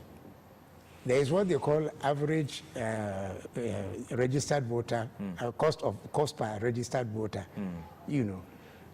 For developed countries, with the floating of the naira, it's about $3. Okay. For a country like our own, which is not really given the kind of insecurity that we have, I wouldn't say we are not at war, but it's almost close to that. Yeah, a number of places. Precisely. Yeah. It's about $9 or per voter. Okay. In Nigeria, since the last, I think since 2015, it has been coming down and down. Even with this 800 and something billion. By the time you reduce it, you translate it into dollars. It's and then people also forget that most of this money goes to emoluments, not even to procurement. Because we don't have a culture of voluntarism. So every person that participated, you have to give him allowance. So by the time that you do all this arithmetic, you find that it's not as scandalous as people think it is. So most probably, maybe if we have all the elections on one day, part of this cost, because the same people will do everything, so part of the cost will cut down. I don't know, but then again, if you do it all on the same day, there are other things that will have to change. For instance, if you do it all on the same day, the ballot boxes have to be bigger. And you have more ballot boxes and logistics so it all depends. You have to do a cost-benefit analysis of these things. And when you do it, I'm not sure it's cheaper to do everything in one day. I'm not sure. It's all right. Thank you very much. I wish we had more time. Yeah. And I want to believe that you are promising me that we'll come again. I will. And engage. Thank you so much. You're most welcome. The INEC National Commissioner and Chairman Information and Voter Education Committee, Mohammed Haruna. Thank you so much. For joining us. And that's Democracy Today.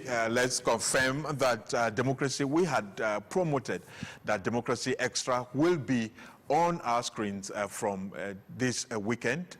We are working on it, and at the appropriate time, that will happen. But then, it's Democracy Today, like we always say, Nigeria's democracy should work for the average Nigerian. I am TV. Stay out of trouble and continue to be a good citizen.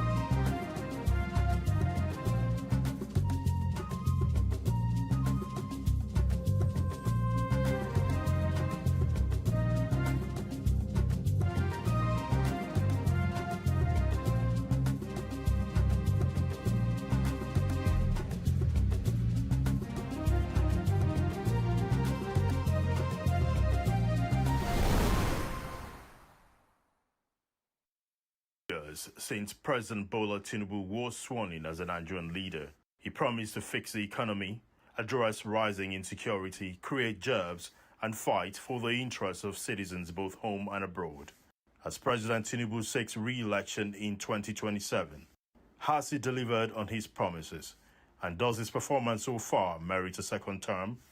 AIC News begins a special May 29 review countdown series, where we interrogate the Tinubu administration's deliverables across various sectors of national life. Join us on the AIC News Hour from May 18, 2026. President Bola Tinubu began the talk of food production during his campaigns for election, pledging to enhance agriculture to guarantee food security. On assumption of office, he initiated series of policies under his Renewed Hope agenda aimed at structural interventions that will modernize Nigeria's food systems. Among initiatives introduced was big focus on rapid mechanization, dry season farming expansion, and direct physical incentives to combat food insecurity. Driven by an improved investment environment and import waivers, Nigeria's agriculture sector recorded a real annual growth rate of 2.92%, pushing total sector turnover to 101.46 trillion naira. This marked a notable expansion compared to the 1.69% growth rate seen previously. The administration also doubled down on its agriculture expansion program, which was a dominant agenda of the president's visit to Brazil in mid-2025. Central to this was the Renewed Hope Agriculture Mechanization Program, where the administration injected large-scale capital assets into local farming networks, notably rolling out 2,000 tractors supplied by Belarus to boost commercialized output. The results? Data from National Bureau of Statistics (NBS) reveals that the agriculture sector attracted over $167 million in capital importation, signaling an erratic but upward trajectory in foreign investor interest. But while there have been measurable macro-level growth, the cost of food, transportation, and agriculture inputs have skyrocketed, deepening the hunger crisis across the country. Between July and December 2024, you recall that Mr. President said he was going to, he gave us a window of zero tariff for imported items. About four competencies were mentioned, and these happened. But as these things came in, people had low purchasing power. Back in the villages and communities, rural farmers needed more support, leading to the president's declaration of a state of emergency on food insecurity. But 1 year after the emergency declaration, the reality on ground remained uninspiring. Prices continued to soar, purchasing power collapsed, and inflation hit historic highs. The mounting hardship ultimately drove thousands of citizens to the streets in 2024 for nationwide hunger protests. Acknowledging that Nigerian farming can no longer rely solely on rainfall, the administration launched an ambitious dry season farming initiative targeting 500,000 hectares of land. Our mission is clear: to boost agricultural productivity, create livelihood opportunities, and drive wealth creation. In a bid to provide immediate relief, President Tinubu ordered the release of 42,000 metric tons of assorted grains and 60,000 tons of rice from the National Strategic Grain Reserves. These supplies were distributed across the 36 states and the FCT to stabilize markets and support vulnerable households. Then came a controversial regulatory push. On September 11, 2024, the federal government ordered a special Federal Executive Council committee to aggressively crash food prices nationwide. It was a move that drew sharp criticism from agriculture experts. Prices went very high. We used fiscal policies, liberalizing importation of food to bring down the prices. But it has a consequence, which is what we are battling with now. To balance farmer income and national productivity, the government expanded its fertilizer support systems and scaled up its climate-smart agriculture initiatives. The focus is shifting towards solar-powered irrigation, all year-round production, and agro-industrial value addition. While these initiatives are still very much a work in progress, Propnet argue that they have stabilized market supplies in recent months, signaling a start of a new green revolution.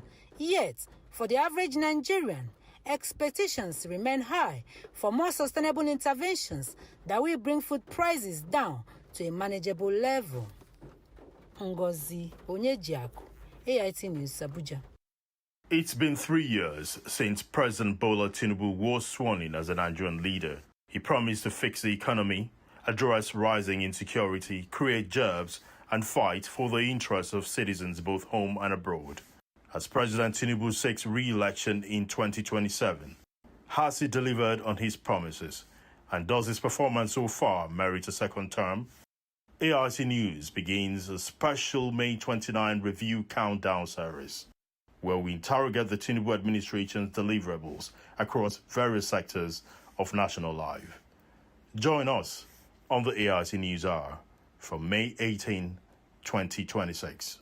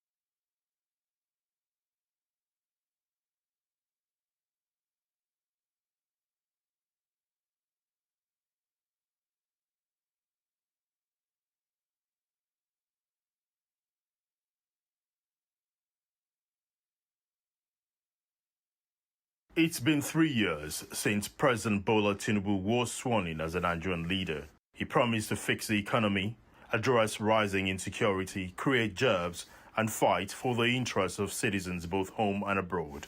As President Tinubu seeks re-election in 2027, has he delivered on his promises? And does his performance so far merit a second term? AIT News begins a special May 29 review countdown series, where we interrogate the Tinubu administration's deliverables across various sectors of national life. Join us on the AIT News Hour from May 18, 2026. Electricity drives economies. Without it, factories shut down and jobs disappear. Yet, for decades, Nigeria's power sector has been trapped in a cycle of low generation, fragile transmission, and broken distribution networks. When President Tinubu took power in May 2023, the nation of over 200 million people survived on a meager 4,000 to 4,500 megawatts. Experts blame the lack of money, heavy debt, and obsolete equipment. But President Bola Tinubu sounded ultra-confident. Whichever way, by all means necessary, you must have electricity, and you will not pay. Tinubu even went further to pledge to Nigerians that if he does not fix the electricity problem, he should not be voted if he seeks re-election. A promise made will be a promise kept. If I can't keep the promise and I come back for second term, don't vote for me. The administration quickly signed the Electricity Act into law. This historic move broke the federal monopoly, allowing states to generate and distribute their own power. Billions were funneled into metering, new substations, and private partnerships. In May 2023, when the president took over, power generation was between 4,000 to 4,005 megawatt average and 5,800 megawatt peak. Comparatively, by May 2026, it is at 5,000 plus megawatt average and 6,000 plus megawatt peak. But statistics do not light up homes. Despite a marginal increase in generation, the national grid remains notoriously fragile. It collapses repeatedly, plunging the entire country into darkness at the slightest strain. You have 2 hours in a day, sometimes an hour a day. If you don't get money, no way to buy fuel. You will stay. If you come to work, you will stay idle. In a difficult time. The data in 2023 shows multiple grid collapses. In 2024, multiple outages and transmission failures. In 2025 and 2026, more grid collapses totaling about 15 since the president took over. Engineers say the grid cannot handle the power currently being generated. Transmission lines are weak, old, and prone to breaking. Then came the financial shock of 2024. The government slashed subsidies and introduced a tiered tariff system. We may not be paying the reflective tariff on electricity. Cost reflective tariff on electricity. But the leakages have identified as far as technical losses. When you generate electricity, the losses that is being incurred before it even gets to the distribution level is huge. And the incentive for these technical losses is because there are no check and balances for efficiency. Band A, 20 hours minimum daily supply will pay the highest tariff. Band B's, 60 hours minimum daily supply. Band C, 12 hours minimum daily supply. Band D, 8 hours minimum daily supply. And Band E, 4 hours daily. High tariffs, estimated bills, low supply. We enter Band A, they give us the assurance that there will be stable lights. There will be nothing like a power outage or this and that. Whenever we have any power failure, we should call them on phone. But these days, it's not like that. Since 1999, trillions have been invested. This Halo House, Assembly, this chamber, we're going to come to you with difficult decisions. Your constituents will run to you. Please tell them to bear with us. There may be small pain, but we'll get there. Because we are going to have a disciplined approach to addressing this. I'll come and present to you what our plan is. We clear milestones. If you don't see this in 3 months, it means you won't see 6 months. So you must see the 3 months and you must hold us accountable for it. Government defenders split for patience. They argue that fixing decades of rot takes time and state-led power markets will eventually pay off.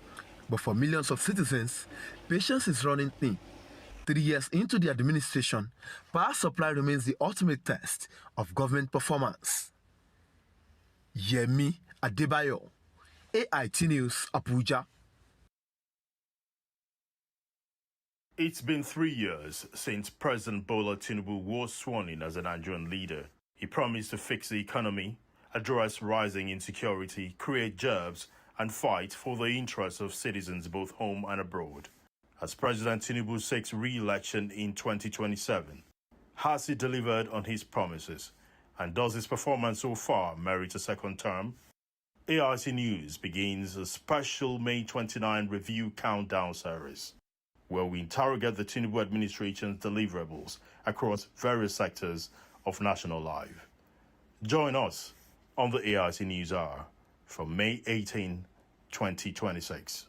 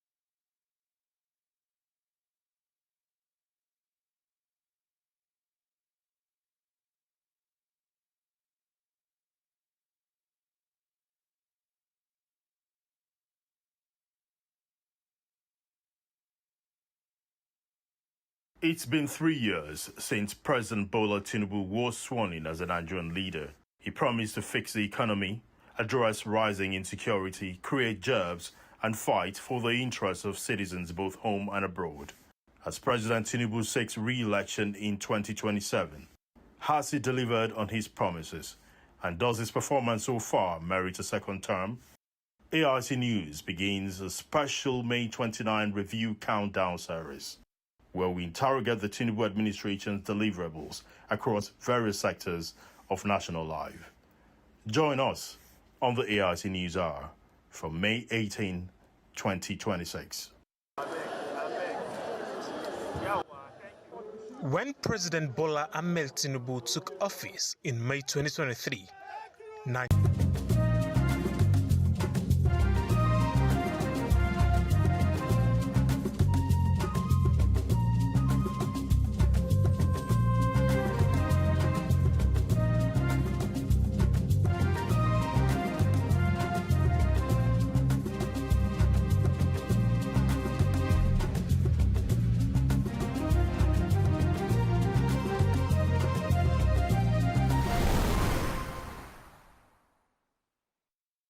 New edition of Initiative Africa. This week we are in Sharm el-Sheikh in Egypt, where the COP27 has just ended.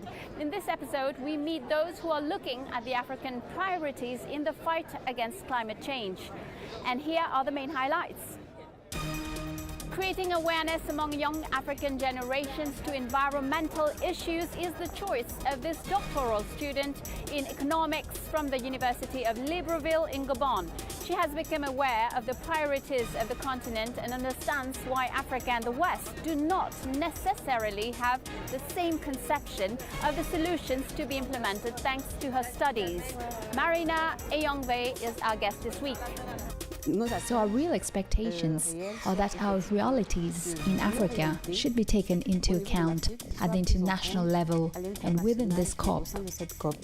We meet a tribe of snake hunters, the Kairas, in Guinea. With them, the tradition of saving lives of those threatened by reptiles has survived for generations. It's an evil snake. The whole population was terrified. If we didn't catch this snake, it would have moved from neighborhood to neighborhood.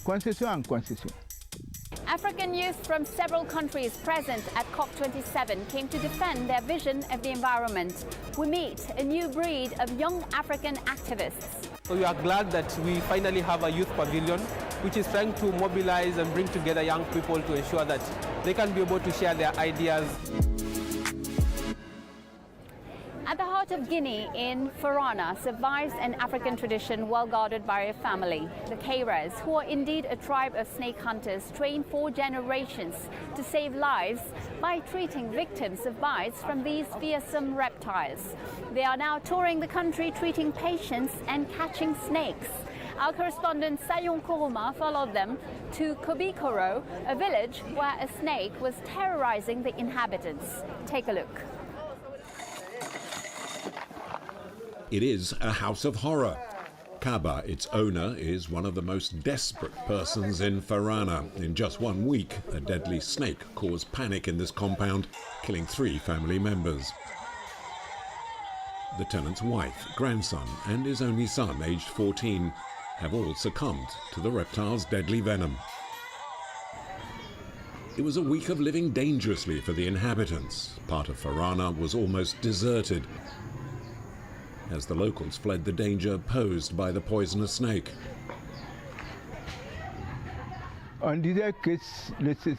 It's an evil snake. The whole population was terrified. If we didn't catch this snake, it would have moved from neighborhood to neighborhood. In the event, it was due to the Kairas tribe from the village of Tambaya, 80 kilometers away, that the snake was captured in time-honored fashion and its fate sealed in typical Kairas manner. When we catch the snake, we put it in a sacred water. We rub it, then it dies on its own.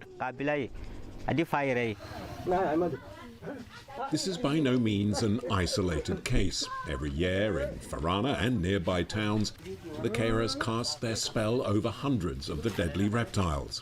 The tribe calls itself the Masters of Snakes. They are expert hunters and use their bare hands to capture the reptiles.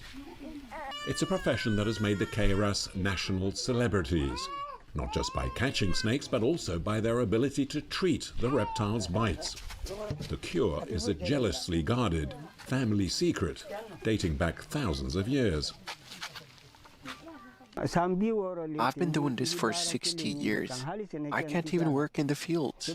Whenever I go there to work, I get a call that people have come because of snake bites. You've seen all those injured by snake bites. My job is to treat them. Without needing to search for the reptiles, the seemingly natural ability to flush out the most dangerous snakes would seem to be a gift from above, helping save lives in Guinea and the sub-region. The father of 26 offspring shows off his collection of correspondence from all over the world. Sierra Leone, Cote d'Ivoire, Liberia, and Mali. I served in all these countries. Here is a request from Sierra Leone. This is their stamp. I have traveled to all these countries in the same capacity. Today, I'm finally close to retirement. He says he's tired now and leaves it to his children to take over. Members of the tribe pass on the knowledge from one generation to the next in this area that has the highest number of snakebite deaths in the country. But Kaira claims 24,000 lives have been saved. And the techniques taught are used to good effect in treating snake bites. This group are all victims of the reptiles. Among them is a 12-year-old girl who showed up in the village still suffering from the effects of a snake bite 8 years earlier.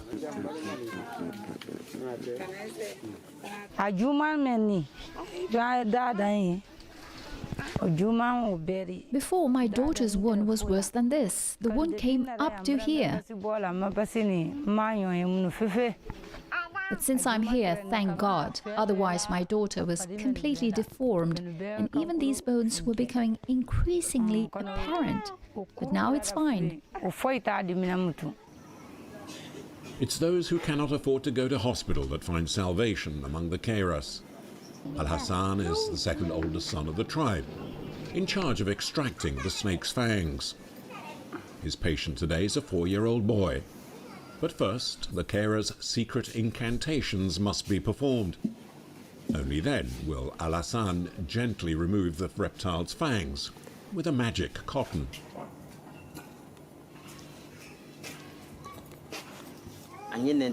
These are snake hooks that I have in my hand, and these healers don't ask us for millions or motorbikes. Nothing at all. You give what you can. Al-Hassan will treat the boy with a paste of medicinal plants ground down using a pestle and mortar. The treatment can also be used by farmers who risk being bitten in their fields. In case of a snake bite, you give this decoction to the victims. If you are doubting, you put this medicine in the water, then you throw it a little bit over here and over there. The snake will not come to that spot anymore, thanks to this medicine. Once the reptiles have been made safe, they are kept in these boxes. The manner of extracting the cure from plants is a real revolution in traditional medicine and is now saving lives. And through their ancestral profession, the Kairas have also been able to make a living. She's one of the leaders of French-speaking student clubs, a new associative network founded last month in Cairo by the Agence Universitaire de la Francophonie. Marina Eyangvei is a doctoral student in economics, passionate about defending the environment. And she decided to found a club to raise awareness among Gabonese youth about these fundamental issues. She shared her vision and hopes with Laurent Sestras and Nicolas Marjoran. Hello, you are a PhD student in economics. You come from Libreville. This is the first time that Africa is hosting the COP in Egypt. What do you expect from the COP? Merci. De cette COP, Thank you. From this COP, African and Gabonese youth in particular, we really expect that problems concerning the environment and its stakes at the level of our countries, our states. Concernant l'environnement et ces enjeux au niveau de nos pays, de nos États, soient pris en compte. Parce que habituellement, will be taken into account because usually problems are raised abroad by the Western countries and we don't necessarily have the same problems. So our real expectations are that our realities in Africa should be taken into account at the international level and within this COP. With more African solutions? With more African solutions, indeed. You studied economics. When did you first become interested in the environment? My interest in the environment goes back to about 5 years ago. As a young person living in Africa, especially in Central Africa, environmental issues are relatively new because we have a tropical climate. Un climat tropical, donc nous ne sommes pas directement impactés par les... So we are not directly impacted or vulnerable to climate change. Nous ne sommes pas vulnérables en tant que tels au changement climatique. Il y a d'autres régions. In other regions, this vulnerability is felt in terms of drought and soil degradation. Des sols. Donc cette question est un peu nouvelle. This issue is a bit new and interests us a bit more because we are major players in, not reduction, but the limitation of environmental degradation and carbon absorption issues. Également dans les questions d'absorption de carbone, nous sommes des acteurs majeurs, d'où we are major players, hence the interest in recent years for the youth of Central Africa, of the Congo Basin region, to try to take ownership of environmental issues to make better decisions. Afin de mieux donner nos décisions, afin de mieux prévoir and to predict the future better, because we are the future decision makers of tomorrow, and we need to know how to manage our nations and our states and resources to maintain a certain balance in the ecosystem. Is it economics that led you towards the environmental issues? Oui, je dirais que c'est l'économie qui m'a emmené à l'environnement. Economics brought me to the environment because my first contact with environmental issues came from my economics studies, because in the economics program we have subjects and specialties linked to the environment. Nous avons des matières, nous avons des spécialités liées à l'environnement. My first contact with these issues came from my training in economics, but also today, and even more so from the research center to which I belong, which is the Center for Public Economics, which deals with public policy issues, and in particular issues related to the environment and poverty. You mentioned poverty and the environment. What are the major challenges for Gabon in this fight against climate change and the environment? Merci. Les enjeux majeurs pour l'environnement. Thank you. The major environmental challenges, and above all those directly linked to poverty, are indigenous populations' constraints in conserving our forests.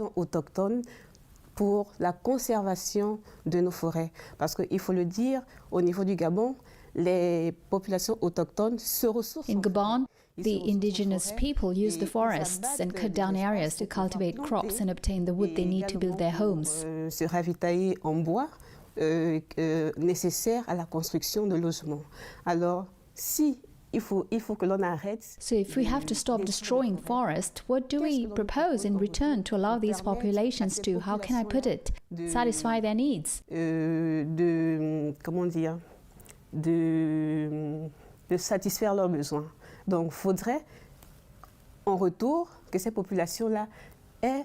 So in return, these populations should have the necessary funds to survive if they have to stop cutting down trees essential for their daily lives. Des arbres qui sont nécessaires à leur vie au quotidien. This is really what is at stake for the people of Gabon. Pour les populations au niveau du Gabon.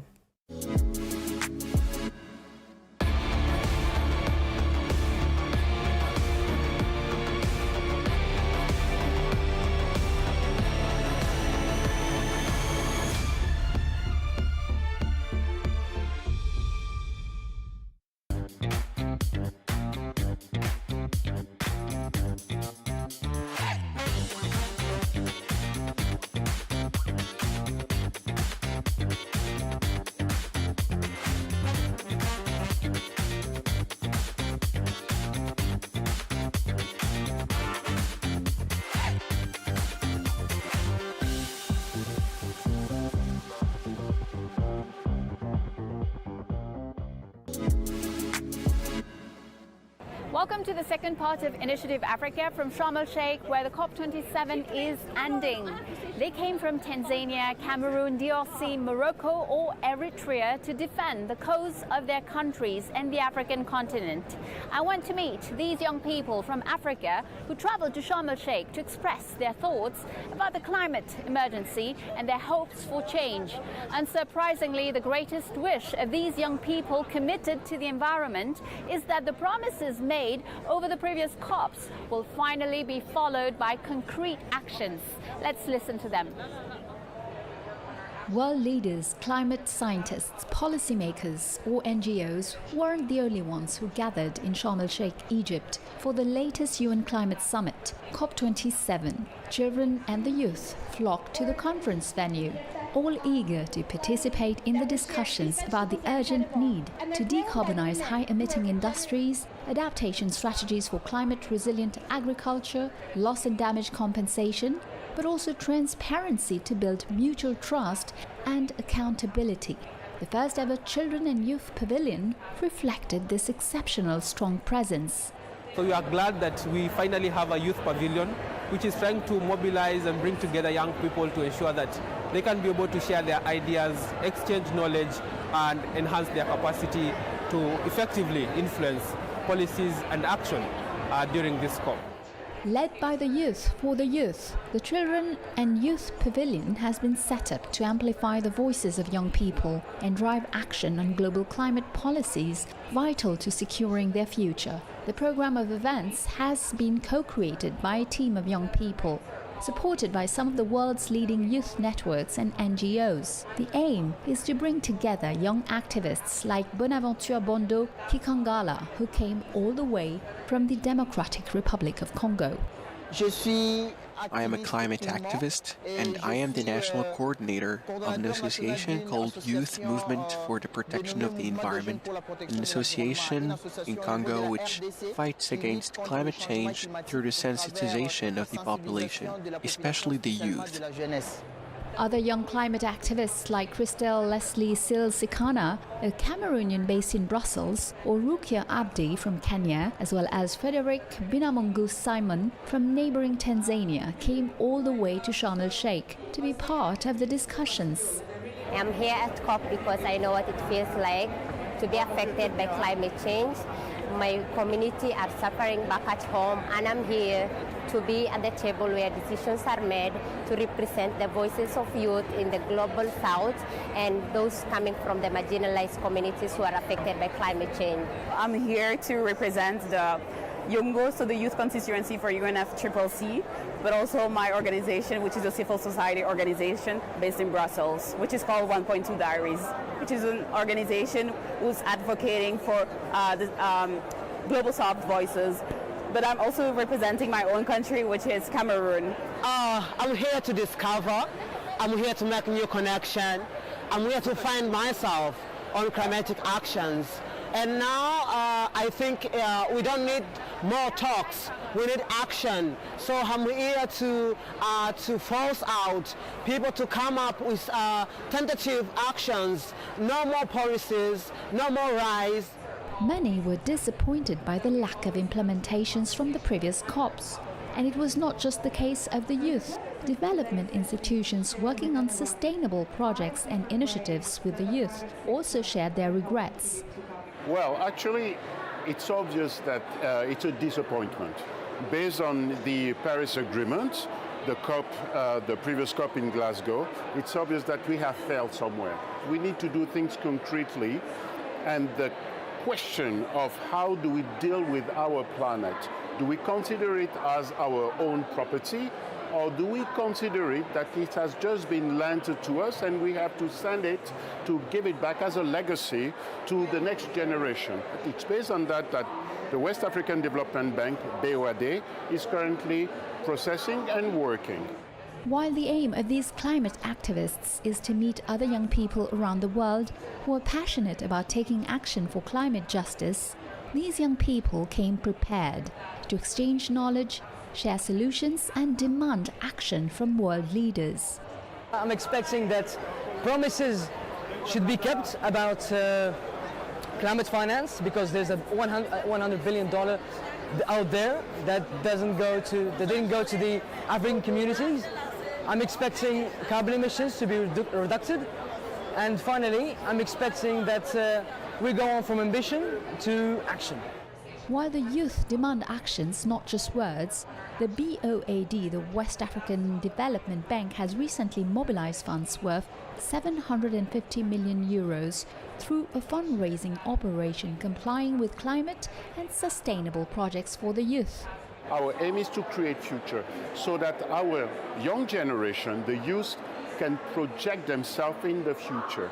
That's the one thing. The other thing, the way we process, the way we work, is very simple. We work directly because, as you know, we have been accredited to 3 climate funds.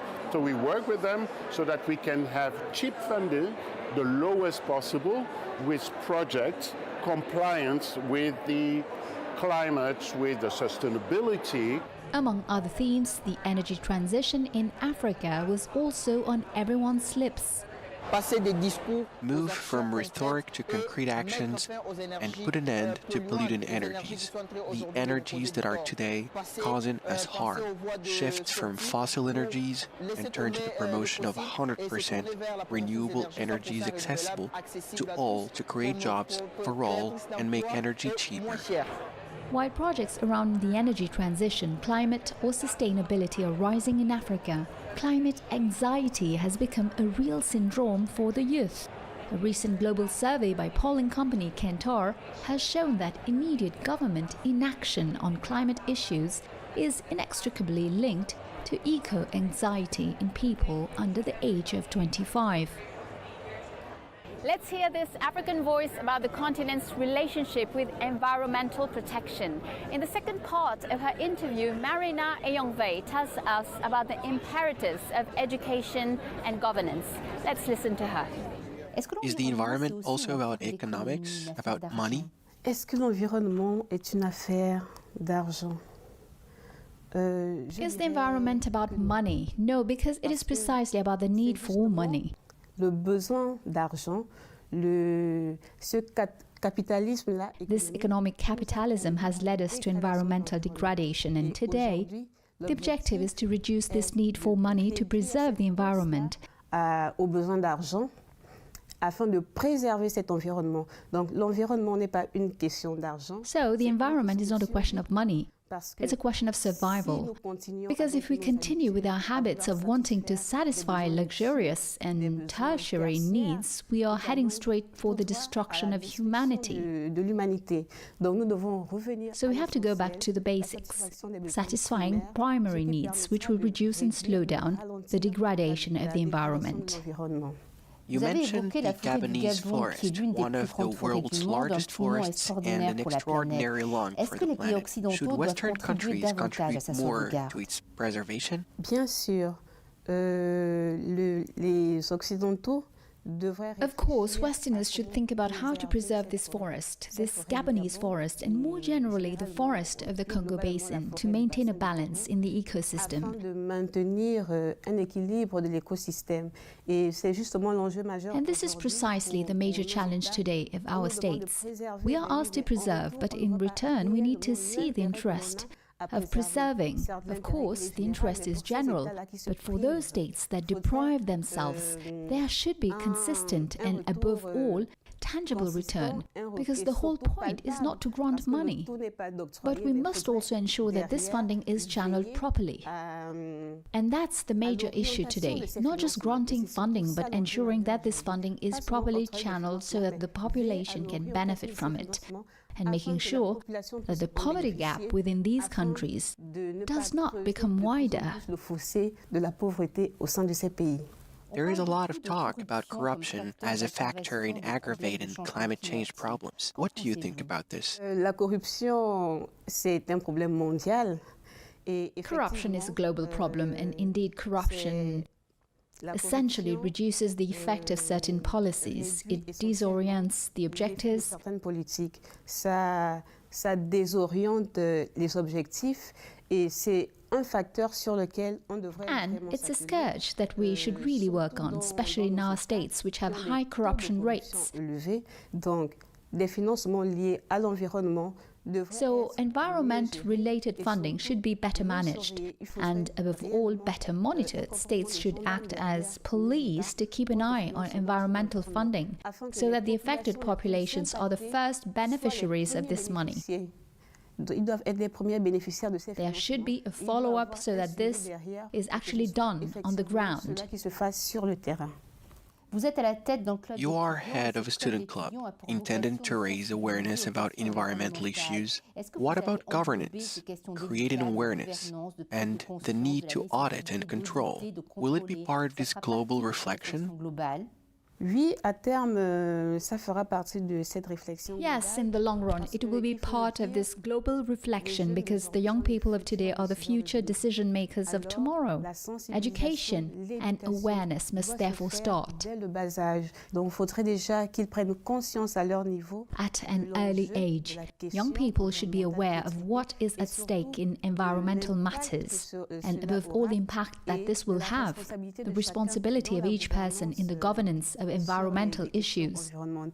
Gouvernance sur les populations, governance of the populations, governance in the policies, the public policies that will be put in place. For all these policies to achieve their objectives, we need decision makers with integrity, bien formés, who are well trained and available to give their best.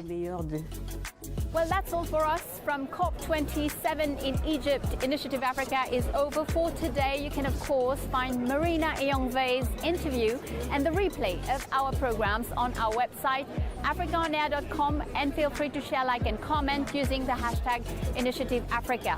Take care of yourselves and see you next week for a new edition of Business Africa.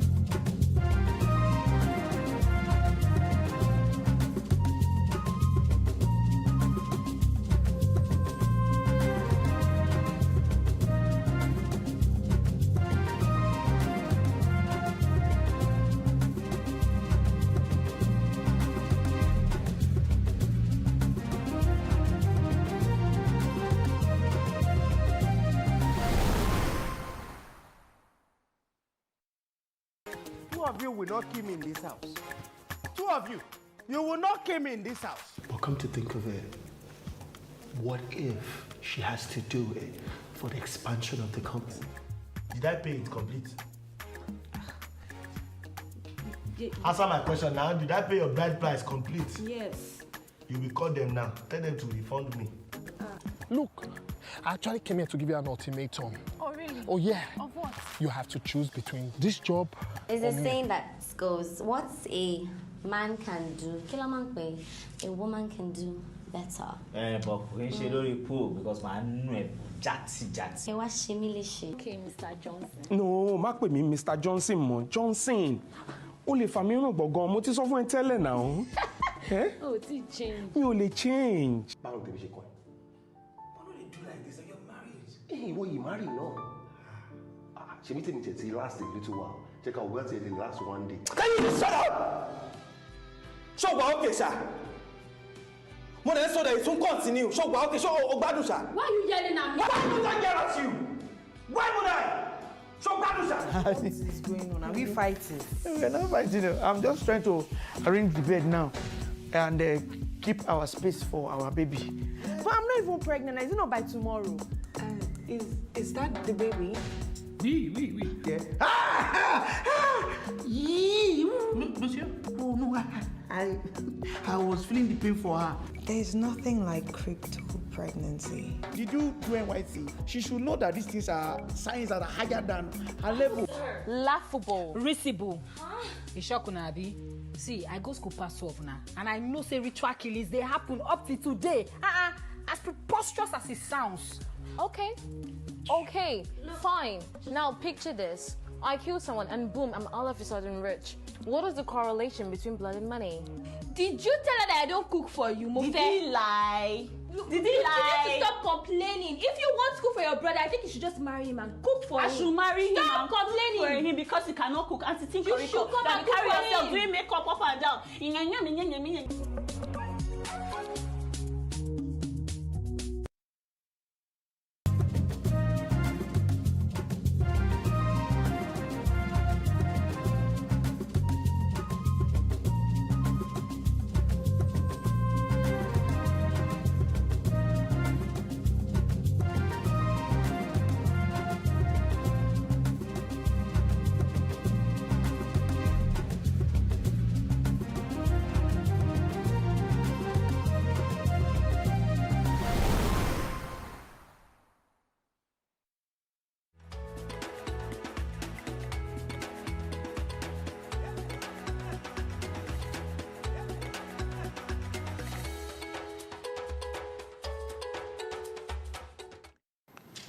Hello and welcome to The Teacher, the show that celebrates teachers, takes a deep dive into the lives, challenges, and triumphs of teachers and the issues shaping education in Nigeria. I am your host, Ian Philip. Every great nation is built on the shoulders of its teachers. They nurture minds, shape futures, and inspire generations. Our teacher of the week is Mr. Matthew Aniseshi, a passionate mathematics teacher for over 20 years. Let's meet him.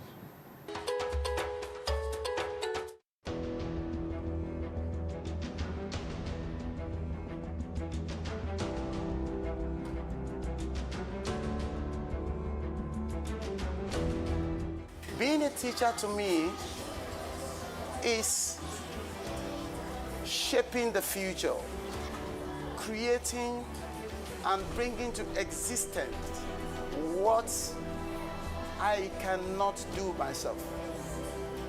As a matter of fact, with the children I teach, I can see some of them becoming great politicians who will make decisions I, as a teacher, would not have been able to make. So I am influencing the future positively by my little way of inspiring the children.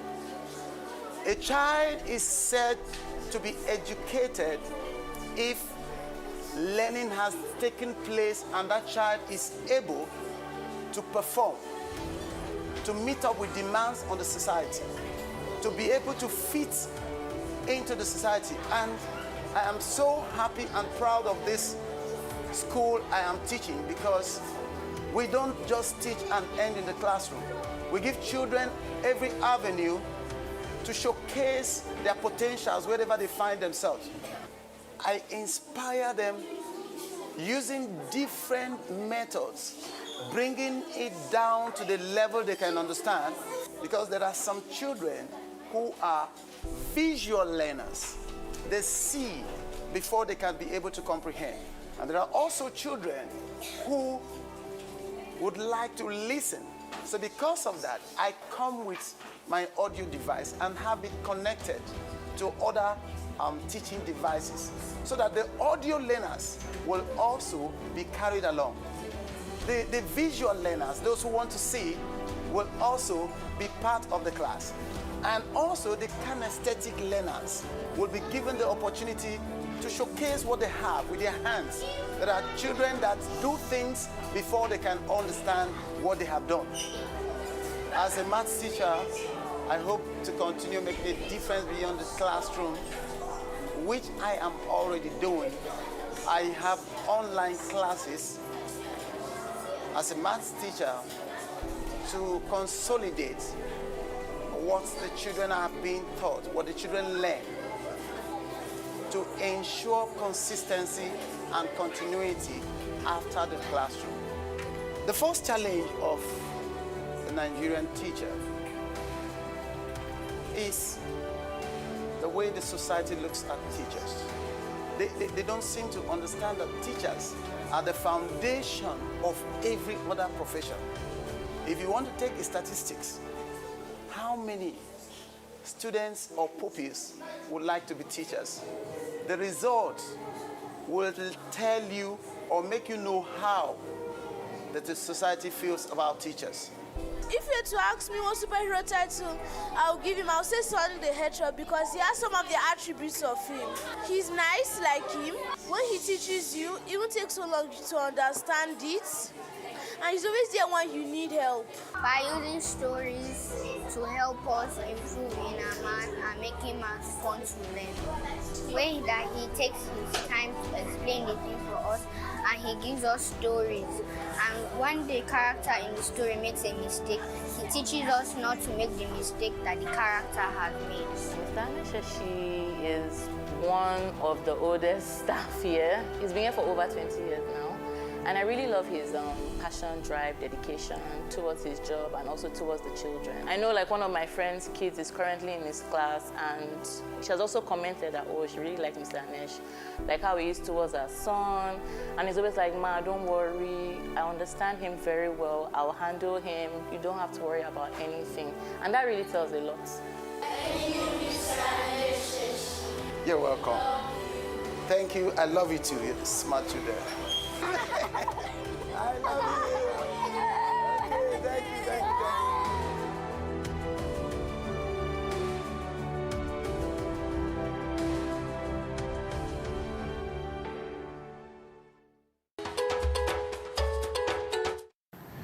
Truly inspiring. Mr. Aniseshi reminds us that teaching is not just a job, it is a lifelong mission. Teaching goes far beyond the lesson plan. It's about the people. Every student carries a unique story, and as teachers, we are honored to be a chapter in it. We want to hear from you. Is there a teacher who changed your perspective? Or a school memory that stuck with you? Tell us your story. Do you have a picture of your school now? As an alumni, tell us one basic infrastructure or resource your school needs most right now to help the next generation thrive. Send them via WhatsApp on 070-6925-1712. The teacher, one student, one classroom, and one teacher at a time. Let's take a short documentary, and we'll be right back with our guest to highlight some of the challenges teachers face and the educational system in Nigeria.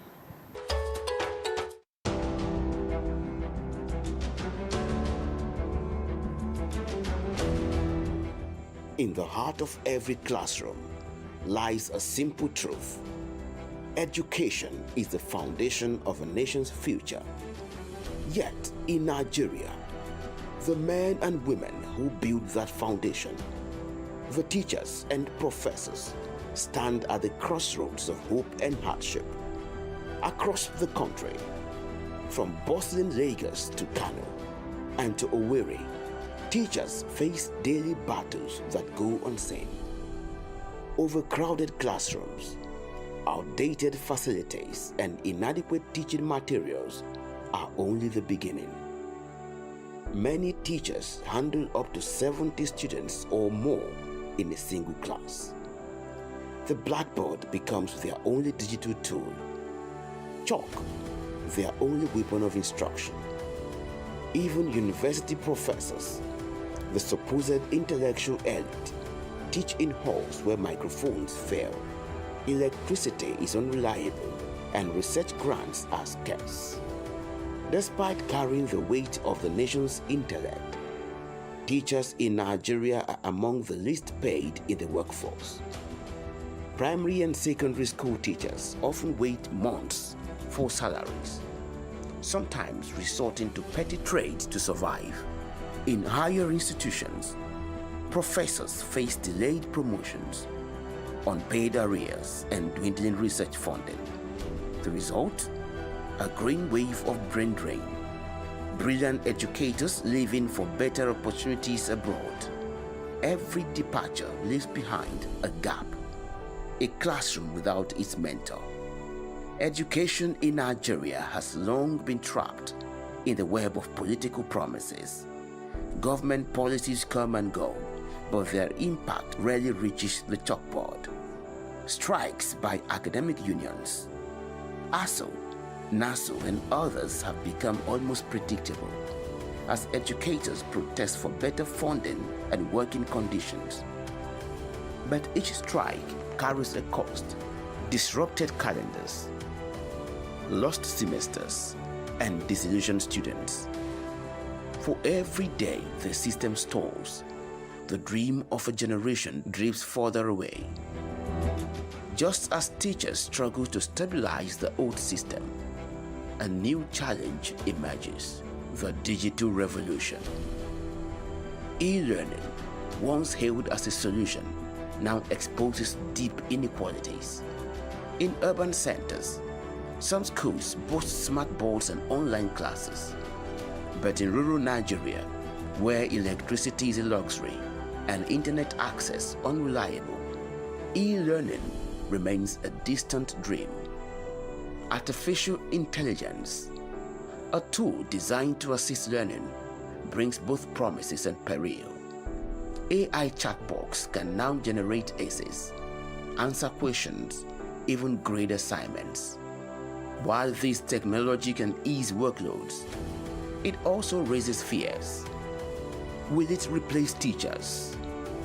Will it encourage academic laziness among students?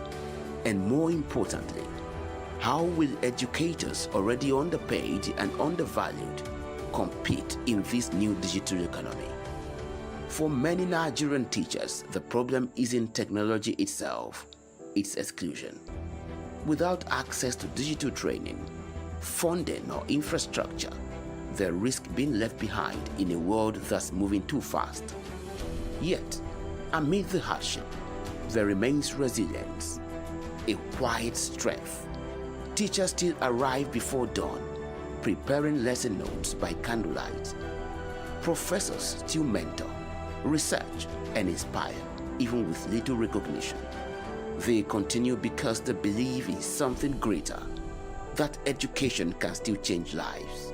And perhaps that belief is what keeps Nigeria's educational heart beating. The future of education in Nigeria depends not only on technology or policy, but on respect. Respect for the classroom, for knowledge, and for those who give their lives to nurture it. If we are to build a nation of thinkers and innovators, we must first uplift those who teach them, because every nation rises on the shoulders of its teachers, and Nigeria is no different. For every child who dreams, there is a teacher who dares, and their struggle must not be forgotten. Welcome back. Joining us to unpack these issues is our special guest, one of the executive producers of this program, an entrepreneur, public policy analyst, author, development strategist, and an alumnus of the Fletcher School of Law and Diplomacy, Tufts University, Honorable Magnus Onyigbe. Welcome to the teacher, sir. Thank you very much. So, this is a very delicate topic. By your experience and standards, what do you think is the biggest challenges we have in the teaching profession today? The challenge is enormous. It's lack of motivation, lack of incentive, and lack of proper recognition. I think, that the saying that the teacher's reward is in heaven is wrong. And it's a disincentive, because teachers' reward should be here on earth like it is in the Scandinavian countries. Let me throw out some statistics. Okay. There are less than 1 million teachers, in fact, 915,000. In the whole country? In the whole country. And we have over 31 million learners. Wow. So there's overload. That's why you find, where there are classrooms that have over 100, where it should be like 25, right? And so the teachers are overworked and maybe not really respected. I understand, that just this week, maybe a couple of days ago, a teacher was beaten to death because the teacher, punished somebody's child somewhere around Kogi State or thereabout. Yes. I got that news. And things like that are going on regularly. Parents go to schools to go and accost teachers and probably, assault them and whatever, stuff like that. As I was saying earlier, compared to the Scandinavian countries where teachers are, maybe I should exaggerate and say they are treated like royalties. They are treated with a lot of respect. Teaching profession is one of the top professions in the Scandinavian countries, Norway, and stuff like that. But that's not the case here. People feel ashamed to say they are teachers. But that shouldn't be the case because they are very critical to the foundation of growth Because without good teaching, without a good learning environment, without imbibing skills that are given by these teachers, we cannot proudly say that the children are the future, as we always say. But children are the future if they are given solid foundation by teachers. Okay, I agree with you. But just like you said, even I, of the, should I say, 80s generation, I've been hearing that statement, the teacher's reward is in heaven. And the value on teachers have only dropped over the years and over the centuries, especially in this country. What has been the major issue of that happening? What is the genesis of this disrespect, of this loss of value? As I pointed out earlier, teachers' reward is in heaven. That's the foundation. That slogan is wrong. I think teachers should resist it, should reject it, as a matter of fact, because their reward should be here. They work very hard. And teachers should be proud when they see their awards, people who were their children, people who students, who they nurtured. They become president. That president, right now, like President Bola Ahmed Tinubu, should be grateful to his teachers, even at foundation level, even at graduate level, undergraduate level, postgraduate level. Your teachers, they are instrumental to who you become. So the notion that teachers' reward is in heaven is a wrong notion. Teachers' reward should be here. We should reward them adequately. The other disincentive for teaching is lack of tools. The environment is not right. Some learnings are going on under dilapidated buildings. Some have no chairs. Some teachers walk very long distance or trek very long distance or ride bikes over very long distance to go and teach. So the environment is not right. And their welfare, they are poorly paid. Because they are poorly paid, it's a fallback when they don't find anything else. Whereas it should be something that they should be passionate about. When you have a passionate teacher, you learn better because it puts in everything to make sure that you learn. But, we end up having teachers that are just, they had to teach because they had no option. Like a fallback. Absolutely. Just to make sure I'm doing something, at least let me go to the school and teach. So we have to find ways to carry them along and incentivize them. Nigerians are geniuses. I don't know if you just heard, that our kids just went to Europe and won the Olympiad in STEM. Wow. 4 of them. They won the whole world. They came back with gold. It was like it's a world competition. The world competition, Olympiad. You see, these are some of the things we are talking about, whereby like such events should be like out there and should be something the teachers should be proud about. We should celebrate it, and that's what this program should be celebrating. So going forward. But to tell you the truth, they are not students that came out of schools in hovels or in terrible places. The teacher who, or school proprietor who made sure that this thing happened, it's the proprietor of Educare. And I understand from the information I got that he actually sponsored these children to go to Europe, to Rome, for the competition.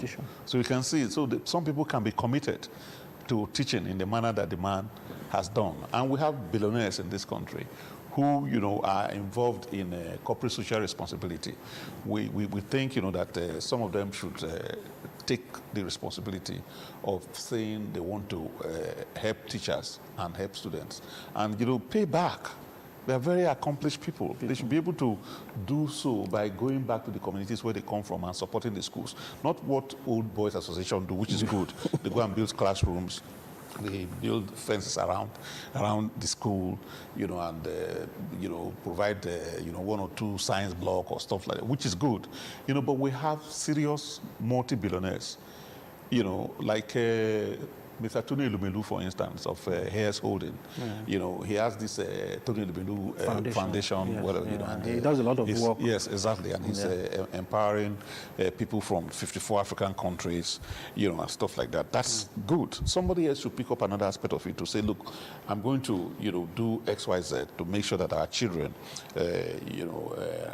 learn specific skills, like coding, for instance, like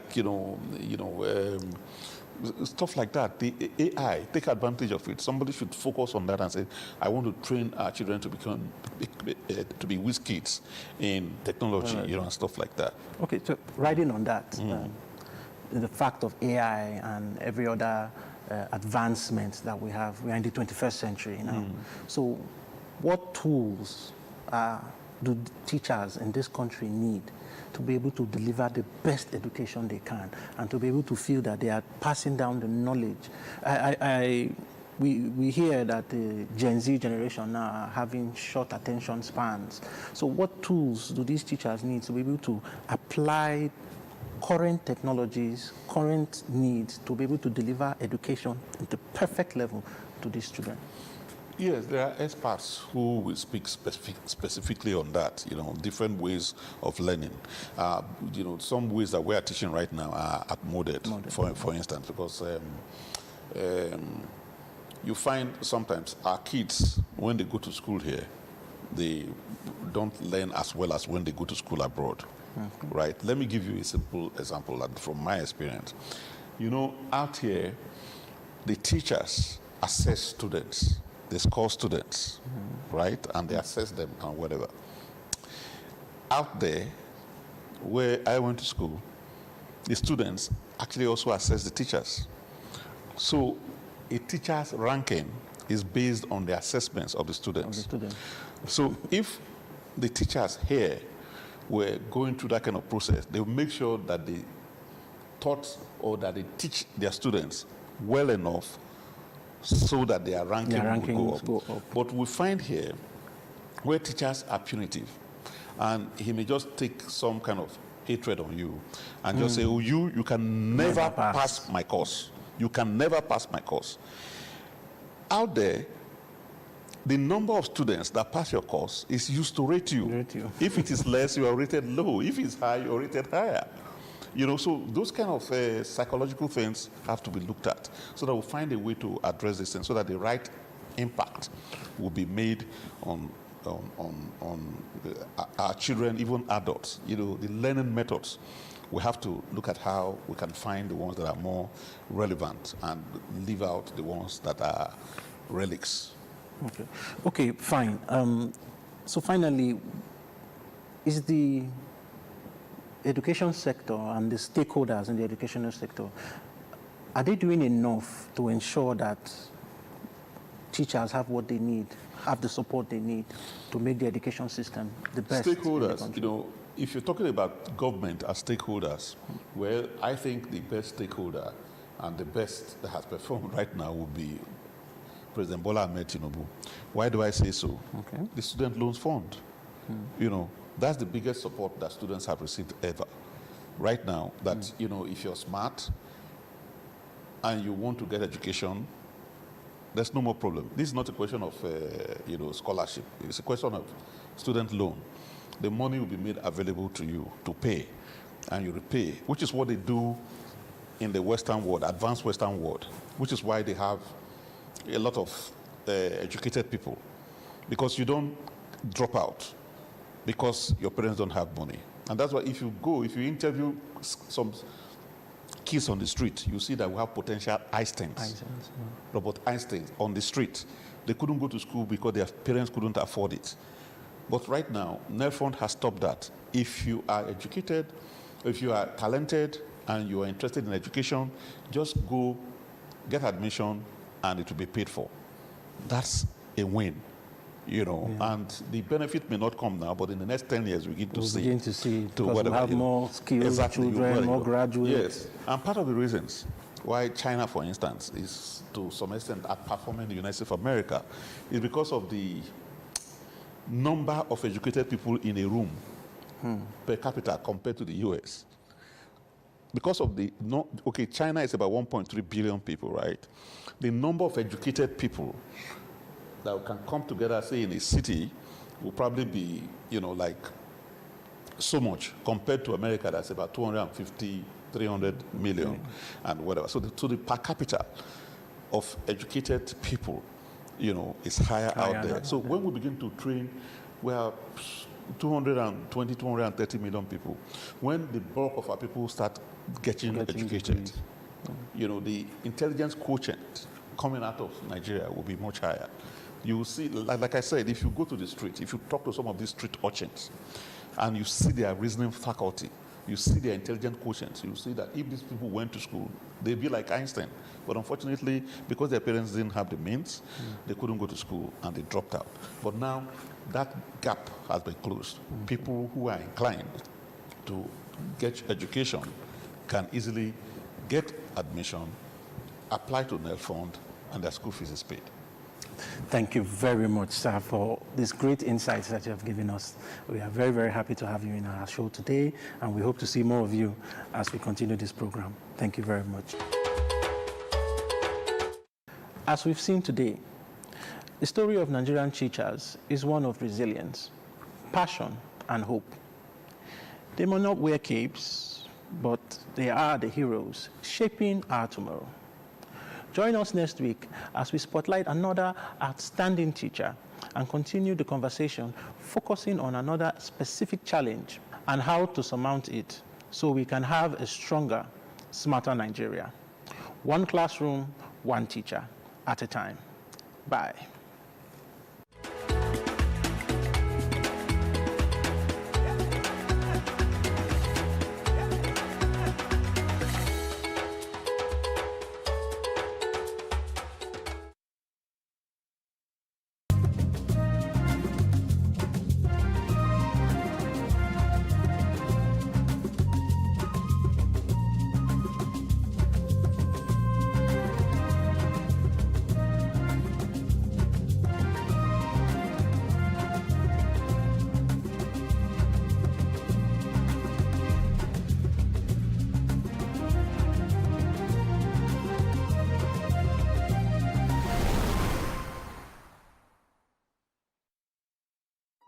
The stories now break online. Don't miss anything from our real-time updates and exclusive content. Follow and participate in discussions on live TV studio programs to shape the narratives. Subscribe, engage, and share from AIT.live at AIT_online on X, AIT Online on Facebook, Official AIT Live on Instagram, TikTok, and Threads, AIT_live, and AIT Livestream 1 on YouTube. Stay connected with AIT.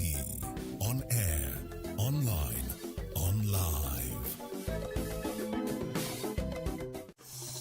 The issues as they break. The multitude, the political figures, the state and non-state actors. It's a serious threat to democracy. And our government seem to be incapable of protecting. The scheming. This is not a period we should sit back and go. Every part of this country is equal. The intrigues. There can be no one person that is bigger than the party. Deft moves and the momentous declaration. We didn't get any protection. I'm not particularly against anybody. We track and capture them all. I don't believe in godfatherism in politics. Follow in-depth analysis and no-holds-barred interviews. Armed forces of the country is well capable. They need the political will. Are they just waking up from sleep? Is there complacency? Feel the pulse of happenings in the political arena on AIT Democracy Today. Widely acclaimed authority on politics. Monday to Friday, 7 p.m. Nigerian time.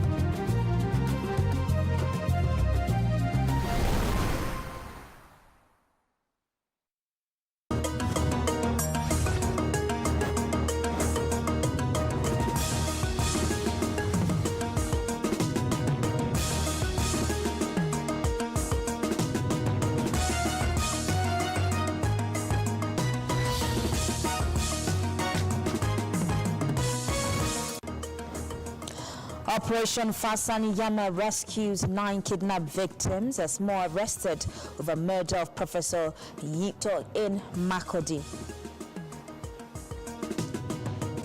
Regional security threat and economy top ECOWAS regional talks that holds in Freetown, Sierra Leone on Sunday.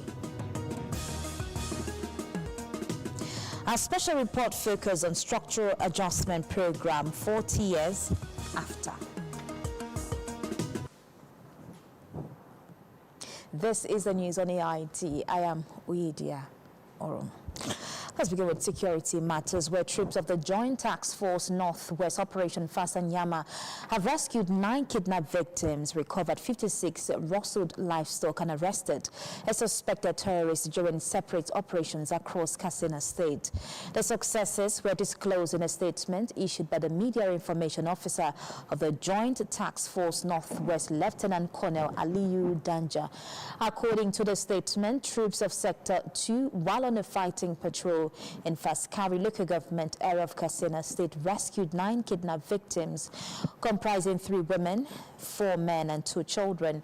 Preliminary investigation revealed that the victims were abducted by terrorists on July 9, 2026, along the Safi axis of Zamfara State before they were rescued by the troops. In a separate operations, the troops acting on credible intelligence swiftly responded to terrorists attempting to rustle livestock in Bakori local government area of Katsina State. The statement said the terrorists opened fire on sighting the troops, but were overwhelmed by the superior firepower of the gallant soldiers, forcing them to flee and abandon 56 rustled livestock, which were successfully recovered. Well, similarly, troops arrested a suspected terrorist during routine operational activities in Dan Musa local government area of Katsina State. The Niger State Police Command says it arrested one Dauda Ayuba of Senchi Village, Kafin Koro area, Paikoro local government area, for conveying 6 female children suspected to be victims of trafficking in a vehicle. The police operatives attached to Madala Division were said to have made the interception while on patrol along Madala Suleja Road. The spokesman of the police, Superintendent Wasiu Abiodun, said that during interrogation, Dauda confessed that he traveled from Benin, Edo State to Niger State, having agreed with a woman known as Iye and 2 others of Ubu Market, presently at large, who during child trafficking. The source, 6 female children. For them, investigation further revealed that the suspect received the sum of 194,000 naira for transportation and other logistics to transport the girls to Benin, where they were to be distributed as housemaids, sales girls, and engage in other child labor activities for financial gains. According to the statement, the suspect further stated that they selected the children from a Senchi village, deceiving their parents by claiming that he was going to enroll them in school. The suspect also revealed that he agreed to be paid a sum of 30,000 naira monthly for each of the victims, of which 20,000 naira will serve as a monthly salary, while he received 10,000 naira as commission. Now, Benue State Police Command says investigations into the killing of Professor Gabriel Asawantiyo and his younger brother has progressed, with more suspected members of the gang arrested. The Commissioner of Police, Cletus Mwadiobu, revealed that investigations into July 8 attack at a Dakar community have now expanded to track down an entire criminal syndicate. A major crack in the high-profile double homicide case. Speaking at the command's headquarters in Makurdi, Police Commissioner revealed that the July 8th killing of Professor Nitio and his brother at Dakar community was a calculated assassination, not a robbery. He revealed that the breakthrough began just 4 hours after the attack, as the 23-year-old principal suspect was intercepted at an NDLEA checkpoint in Lafia, Nasarawa State. The nature of the murder of the 2 of them is not robbery. It was not robbery. We discovered that they are assassins on a particular mission. In a bid to evade the police dragnet, the suspect had been dismounting from commercial motorcycles before every security post, walking across on foot and reboarding. but his luck ran out. Security operatives already on high alert searched him and recovered a phone linking him directly to the crime scene. Intelligence agencies in Nasarawa State, including the DSS, have since arrested more gang members. Presently, they have made more arrests. The briefing highlighted a massive sweep against crime across Benue State between June and July, netting dozens of suspects. Neutralization of 4 suspected armed bandits and recovery of firearm and ammunition. The Benue Police Command is reiterating its call for residents to remain vigilant and cooperate with security agencies, emphasizing that timely intelligence remains their strongest weapon against cross-border criminality. Dolphin Atta, AIT News, Makati. The Department of State Services, DSS, is set to appeal 2 recent judgments of a federal and state high court sentencing 2 men to various jail terms over terrorism-related offenses. A security source disclosed that the service is dissatisfied with the 32-year jail term and 10-year jail term a federal high court in Kano handed Jamilu Ibrahim and Haya Haruna, respectively. On its part, the Katsina State High Court sentenced the 80-year-old village head of Salihawa in Safana local government area of the state, Audu Adamu, to 10 years imprisonment. Like Ibrahim and Haruna, the village head of Salihawa was arrested by DSS officers from whom they recovered a large cache of arms and ammunition. Ibrahim was also arrested by DSS officers with a large cache of arms and ammunition. The prosecution says he planned to deliver to a Katsina-based bandit kingpin called Karami. DSS officers arrested him with 4 rocket-propelled grenades and 832 rounds of 7.6 mm live ammunition meant for AK-47 rifles, according to the security source. The DSS viewed the 3 sentences as a slap on the wrist when compared to the gravity of their offenses. He pointed to precedent judgment on similar armed trafficking cases secured by the DSS. Now, hundreds of illegal and non-compliant pharmaceutical premises have been shut across Cross River State as the Pharmacy Council of Nigeria intensifies effort to rid the state's drug distribution system of unlicensed operators. The nationwide enforcement exercise with targeted pharmacies, patent medicine stores, and illegal drug outlets across 10 local government areas uncovered widespread violations of pharmaceutical regulations, raising fresh concerns over the safety and quality of medicines available to the public. For last year, with inspection teams moving from one pharmaceutical outlet to another, enforcement officers checked operating license, storage conditions, and compliance with professional standards before sealing facilities found to be in breach of the law. The 4-day exercise covered Bekwara, Yala, Ogoja, Obubra, Yako, Ikom, Akankpa, Dupani, Calabar Municipal, and Calabar South local government areas of the state. Following the exercise, the Pharmacy Council of Nigeria addressed journalists in Calabar, where the head of the enforcement team, Suleiman Chiroma, announced that 602 pharmaceutical premises were inspected. Illegal premises accounted for 57.8% of all facilities sealed due to one or more regulatory breaches. 42.5% of pharmacies inspected were in full compliance with regulatory standard, which is not encouraging. As required by law, 100% of illegal premises identified were sealed. The council further urged Nigerians to obtain medicines only from pharmacies and medicine outlets licensed by the PCN. We need to enlighten the public that when you enter the premises, first of all, if you are doubting, you say, where is your license? By law, you are required to display it in the premises. The PCN says sustained enforcement remains central to its mandate of safeguarding public health in Emesat Ifiok. AIT News, Calabar. And healthcare providers across Nigeria want the National Assembly to withdraw the proposed National Health Facility Regulatory Agency bill. They insist a broader, inclusive and stakeholders-driven review of Nigeria's healthcare regulatory framework should be undertaken. Speaking at a media briefing in Lagos, the healthcare providers noted that if the proposed bill is allowed to scale through, it holds some negative consequences for healthcare delivery and ultimate realization of the universal health coverage in Nigeria by 2030.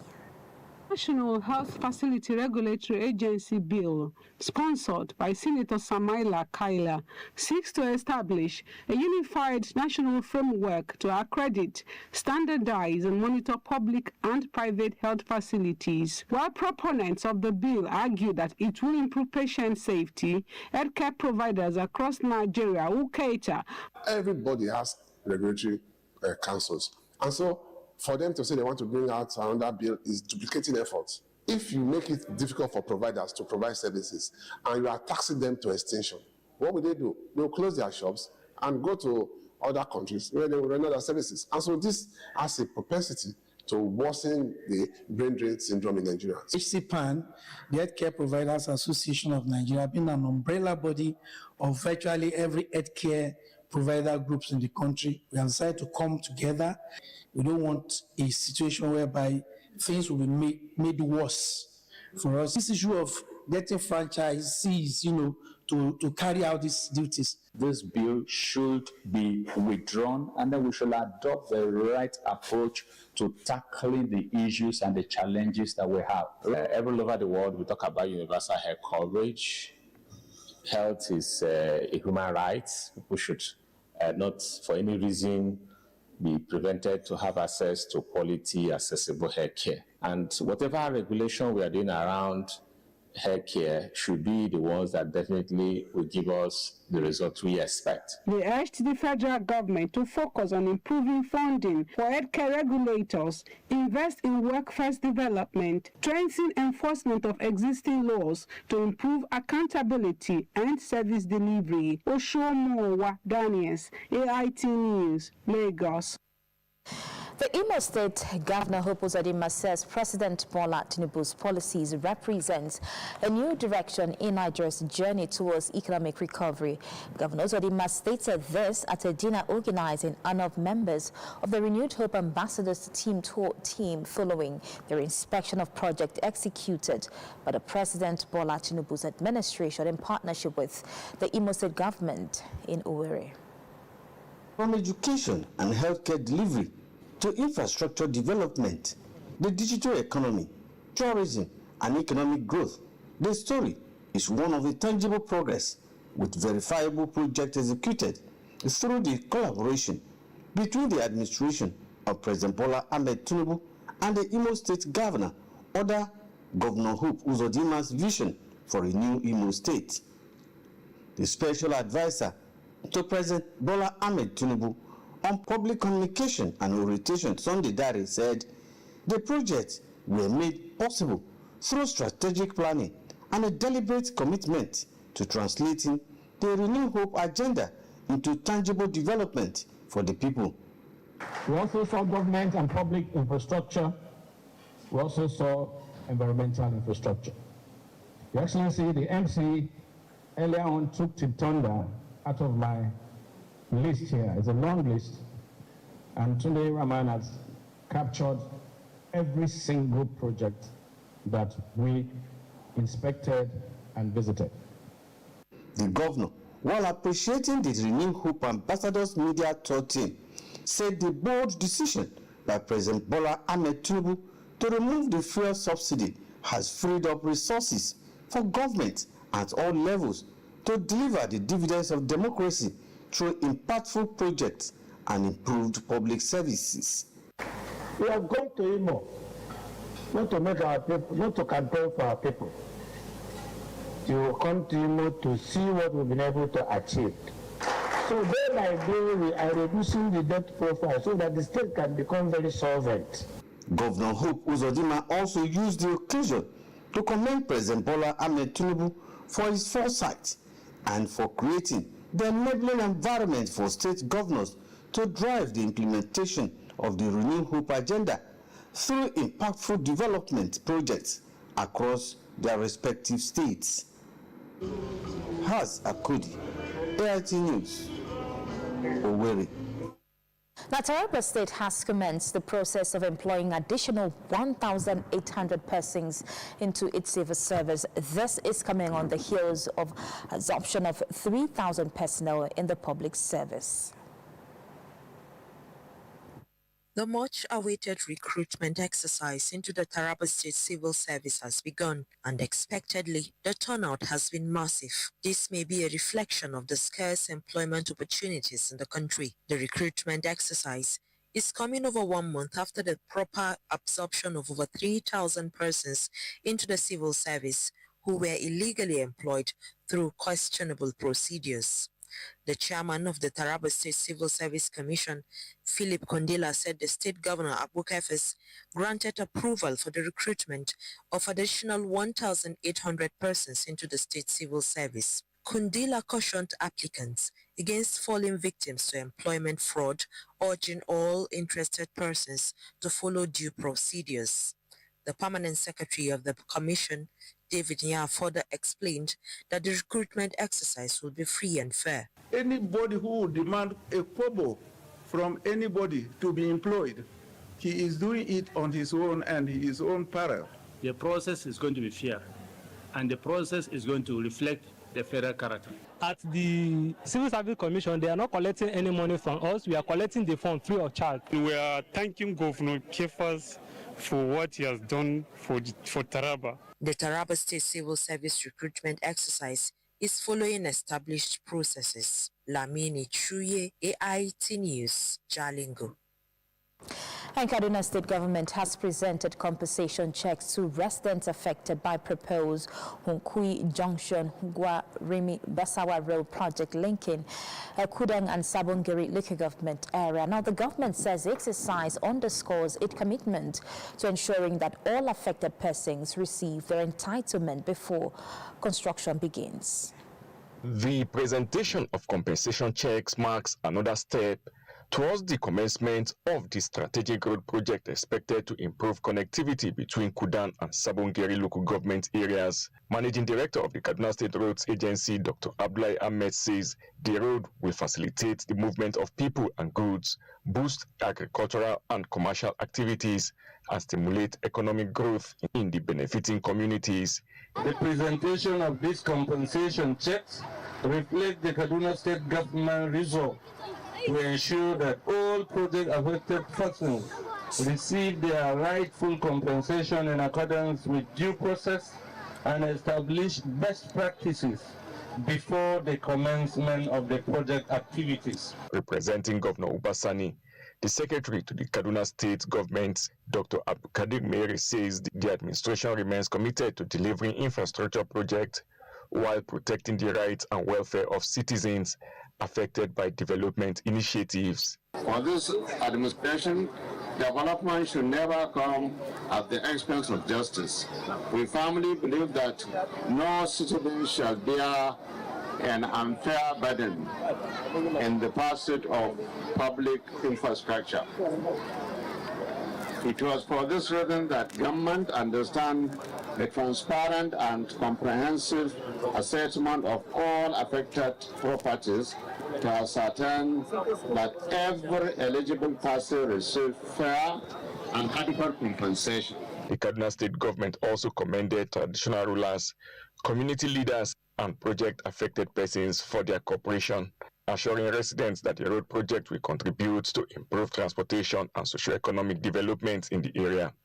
Abimaja Moses, AIT News, Kaduna. Now, Rivers State Governor Similayo Fubara has condoled with the former governor of the state, Rotimi Amechi, over the death of his mother, Dame Ezinne Mary Odua Amechi. In a condolence message issued on behalf of the government and people of Rivers State, Governor Fubara described the passing of Dame Ezinne as a painful and irreparable loss, not only to the Amechi family, but also to the Catholic community, the people of Ubima and Rivers State as a whole. The governor noted that the death of of a mother is one of life's most difficult experiences, and urged the bereaved family to find comfort in the exemplary life she lived and the enduring legacy she left behind. Up next is Business Report.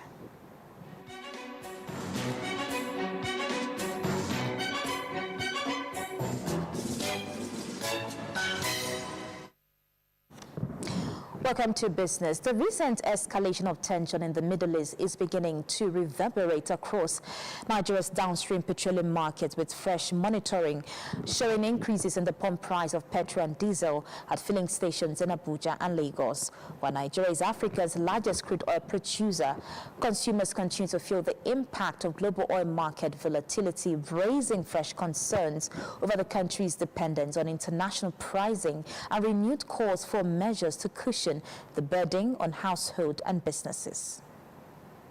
Latest survey shows that petrol now sells between 1,130 naira and 1,220 naira per litre across major retail outlets in Lagos. NNPC Retail now dispenses petrol at 1,150 naira per litre, up from 1,018 naira last week. Corner increased its price from 1,110 naira to 1,200 naira, while MRS rose from 1,130 naira to 1,190 naira.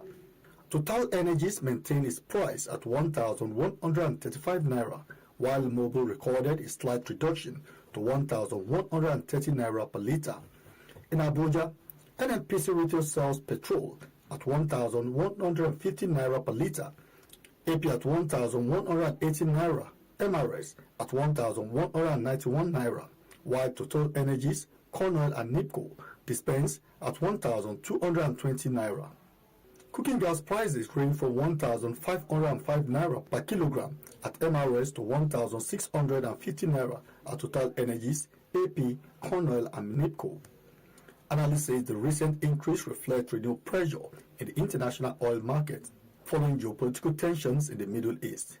Although Nigeria is the major crude oil producer, domestic pump prices remain tied to international crude benchmark under the deregulated market, while exchange rate movement, depot prices, and transportation costs also influence what consumers ultimately pay. The latest price adjustments have also revived the debate over Nigeria's domestic fuel pricing framework. Earlier concerns that marketers could be compelled to purchase petroleum products in US dollars drew strong opposition from industry stakeholders who warned that such a move could further weaken the naira and push pump prices even higher. The renewed rise in pump price has once again prompted calls for government to consolidate the gains of the naira for crude policy, improve supply chain efficiency, and ensure that the benefits of increased domestic refining translate into lower energy costs for Nigerians. Trading activity in the Nigerian The Nigerian exchange ended the week on a mixed note as investors booked profit, and some of the market's biggest stocks are pushing the benchmark all-share index lower despite gains in overall market value. Although trading activity slowed compared with the previous week, the financial services sector remained the dominant driver of transactions, while market capitalization continued its upward trend. Trading activity in the Nigerian exchange slowed during the week, with investors exchanging 2.819 billion shares worth 182.5 billion naira in 226,729 deals, compared with 3.648 billion shares valued at 220.6 billion naira in 251,861 deals recorded in the previous week. That represents a 22.7% decline in trading volume, a 17.3% drop in transaction value, and a 10% fall in the number of deals week on week. The financial services sector maintained its dominance, accounting for more than 71% of total trading volume and nearly 55% of market value. First Holdco, FCMB Group and Access Holdings emerged as the week's most actively traded equities, contributing 1/3 of total market volume. Market performance, however, remained mixed. The NGX All Share Index declined by 0.14% to close at 243,462.13 points, while market capitalization gained 0.39% to settle at 157.06 trillion naira. The decline in the benchmark index came as investors took profits in several large-cap stocks, particularly across the main board, industrial goods, consumer goods, and oil and gas sectors, offsetting gains recorded in other segments of the market. Even though 44 stocks advanced against 35 losers, losses in heavyweights carried greater weight on the benchmark index, resulting in the week's marginal decline. And to other stories now, 40 years after the Structural Adjustment Program SAP was introduced by the military administration of Ibrahim Babangida, debate over its impact on Nigeria's economy remains as relevant as ever, while some economists argue that the reforms laid the foundation for long-term macroeconomic restructuring. Others believe that many of today's economic policies still reflect the program's core principles. AIT's Anoyoyo Ogabuoge examines the legacy of SAP and the question it continues to raise about Nigeria's economic direction. Nigeria's 1986 Structural Adjustment Program, SAP, introduced under the military administration of President Ibrahim Babangida, remains one of the country's most controversial economic reforms. Before the 2023 reforms, it stood as one of the boldest economic policy shifts undertaken by any Nigerian government. Backed by the International Monetary Fund and the World Bank, the program was designed to address severe economic imbalances triggered by the collapse in global oil prices.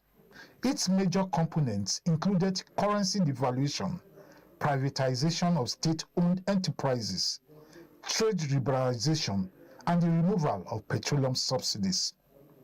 4 decades later, did SAP strengthen Nigeria's macroeconomic fundamentals, or did it lay the foundation for today's economic challenges?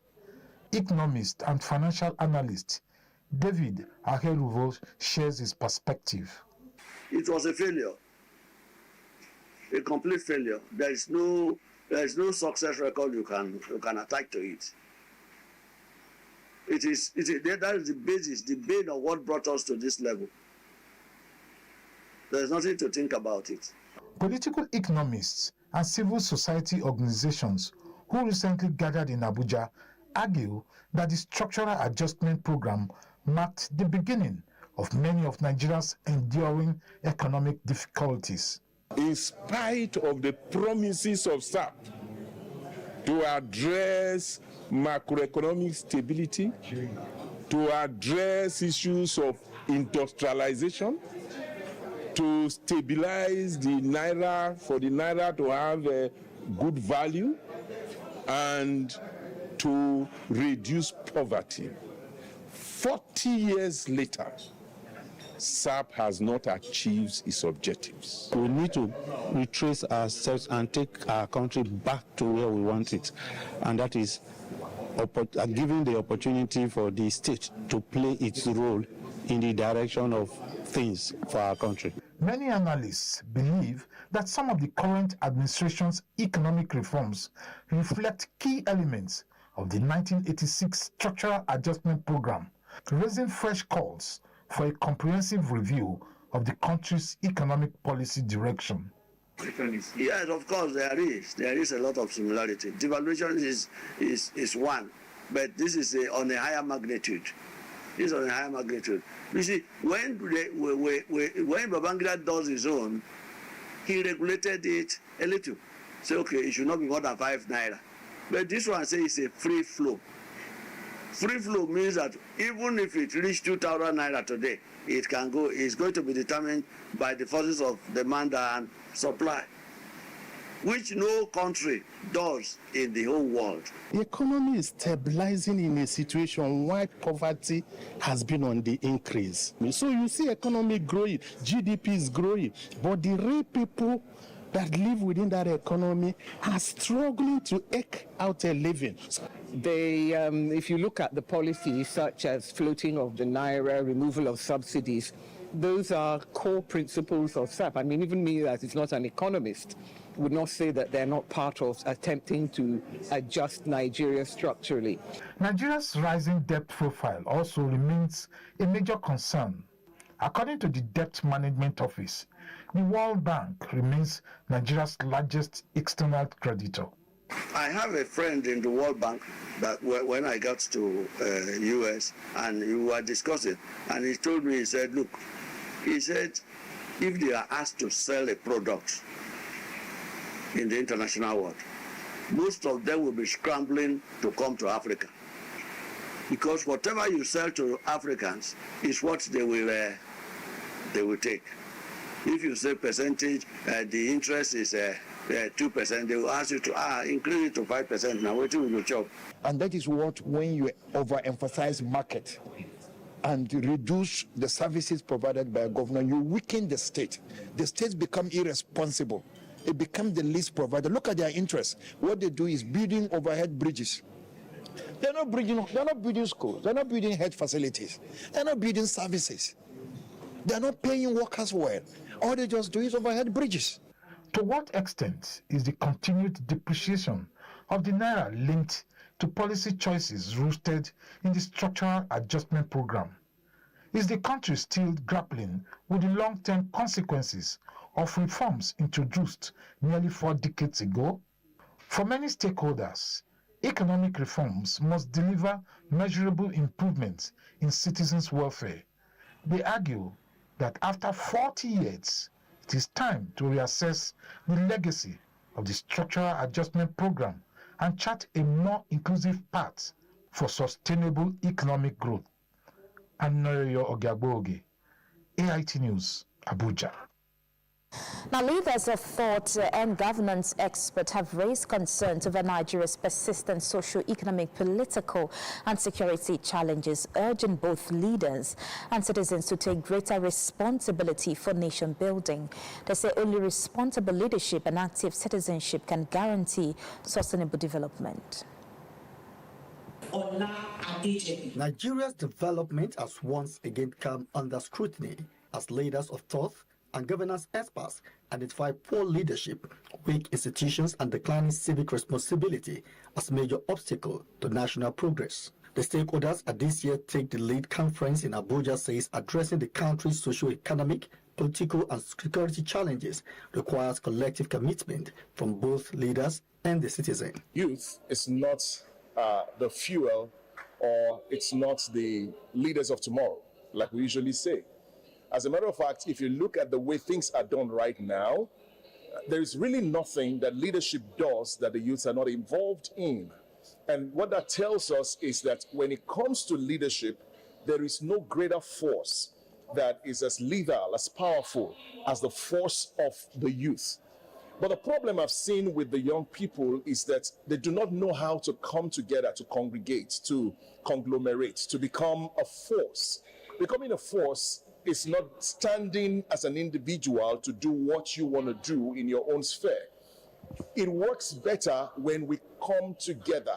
Regardless of whether we're playing the gender card, that it's a man or a woman that's going to go out for election, somebody also has to vote for them. And the person that can drive that initiative is the woman, is the mother, is the sister, is the friend, is the supporter of whoever has the courage and the conviction to go out there to vote. So I want to encourage every woman out there. The experts insist that leadership should not be viewed as the exclusive responsibility of elected public officials, but as a shared duty that demands integrity, accountability, and selfless service from every Nigerian, emphasizing that national development can only be achieved when citizens actively contribute to building stronger democratic institutions. There are a lot of things, because this moment is a defining moment for us, whether as a nation or as a continent. Okay, there is confusion around there is fear, there's uncertainty, there's insecurities, there are a lot of things. So we are now saying, okay, this is the right time that you have to lead your space. You have to. You see, leadership is not about taking positions. The call for responsible leadership was also extended to the electoral process,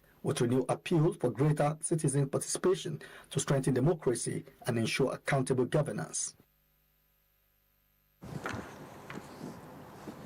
Now, many farmers across Lagos State are battling to actualize a dream of producing enough food to meet growing need and demand. Rising production costs, flooding, poor access to farm inputs and inadequate mechanized equipment have combined to reduce the yield. While the federal government has commenced the distribution of fertilizers to farmers to cushion these challenges and strengthen the food supply chain, a visit to some of the farms in Lagos show there is still more to be done to further improve food production and supply.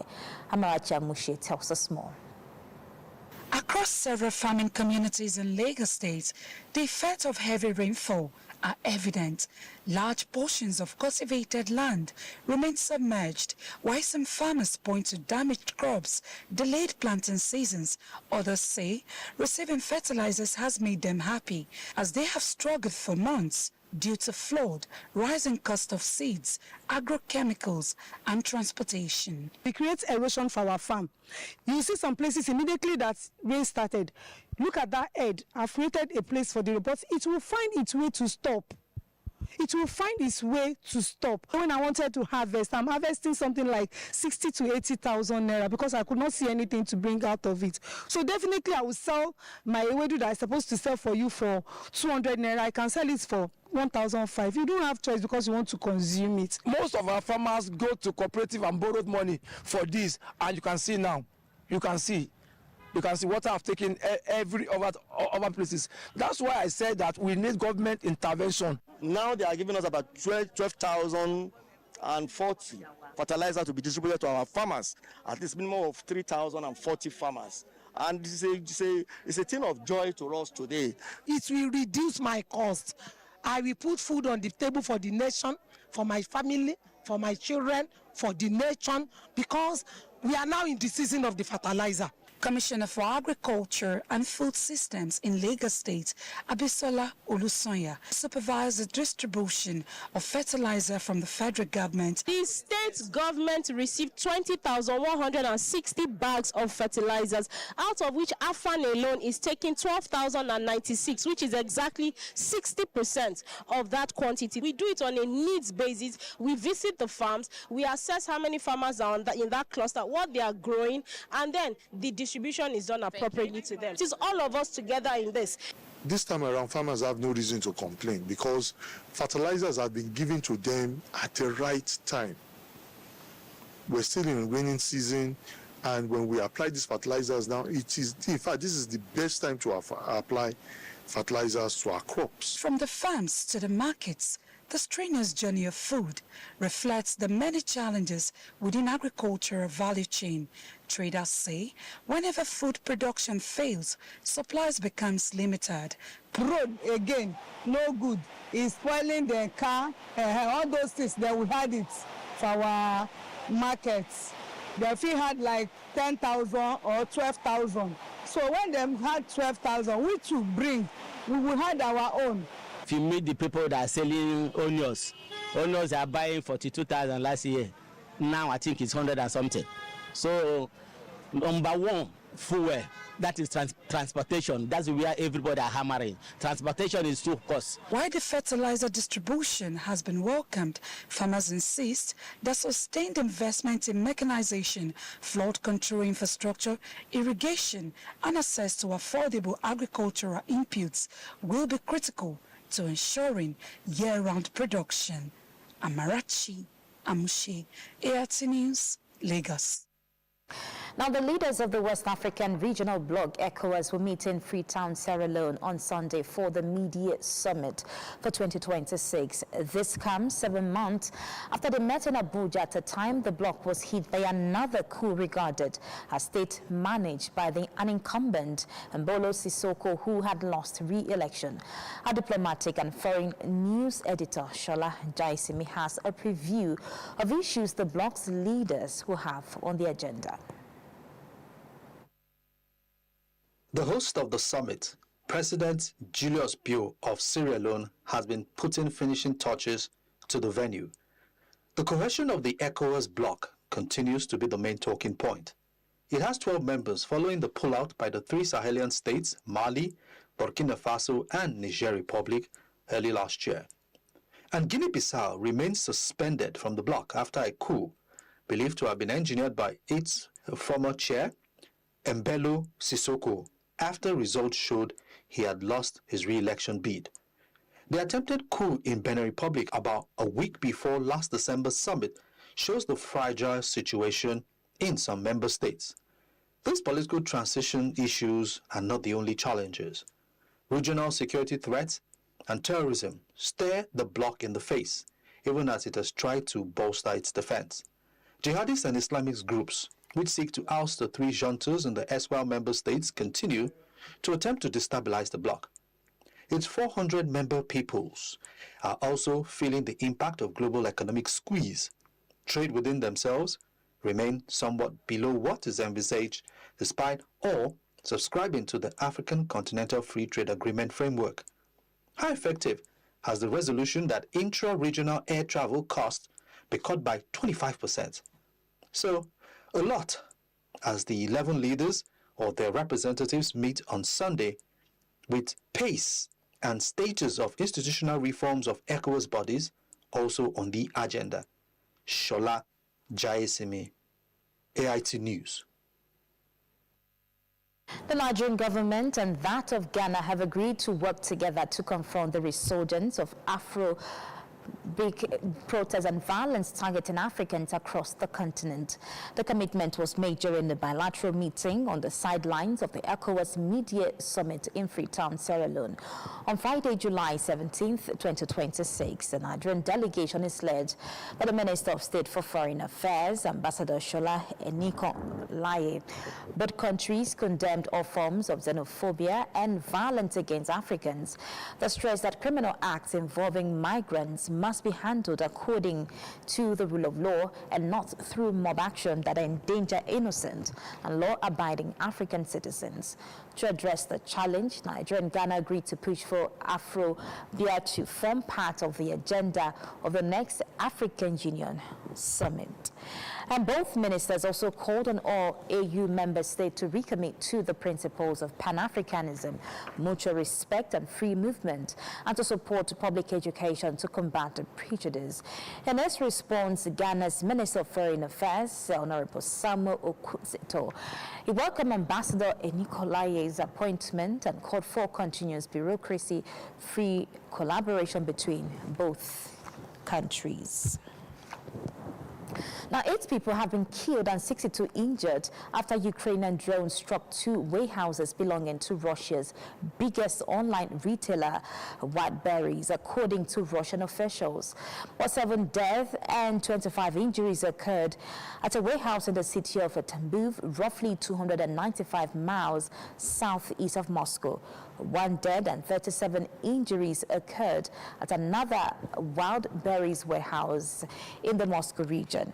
Ukrainian President Volodymyr Zelensky said the attacks had struck major logistic facilities which had been used to supply sanctioned components for drone production and navigation equipment.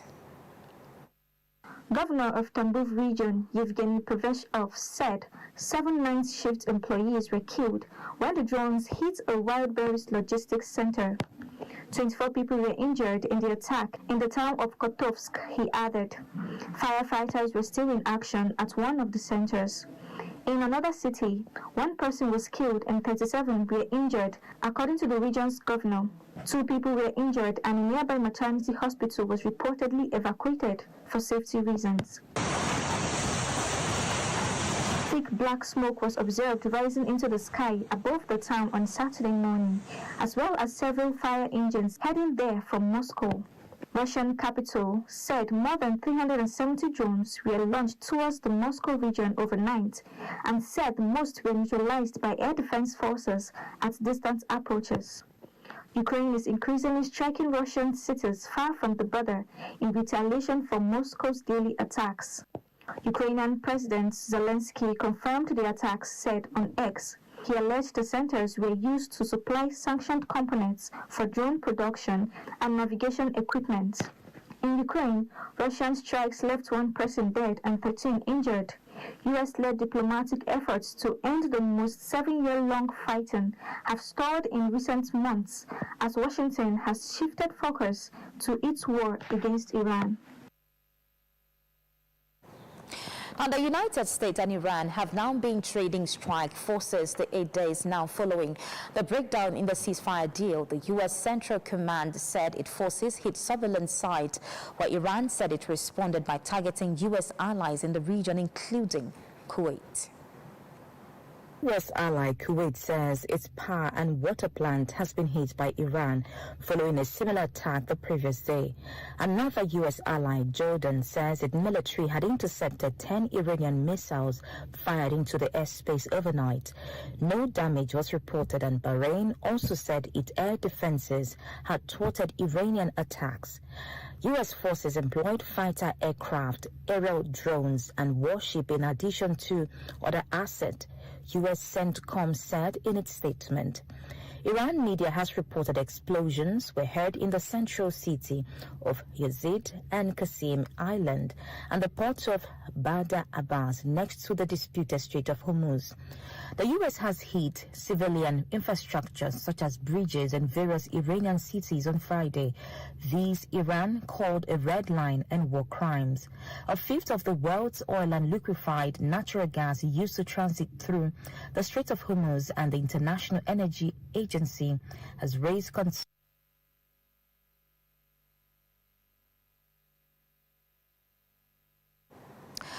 In entertainment and lifestyle, our correspondent Anu Awujobi takes a look at content creation and the social responsibilities that come with it.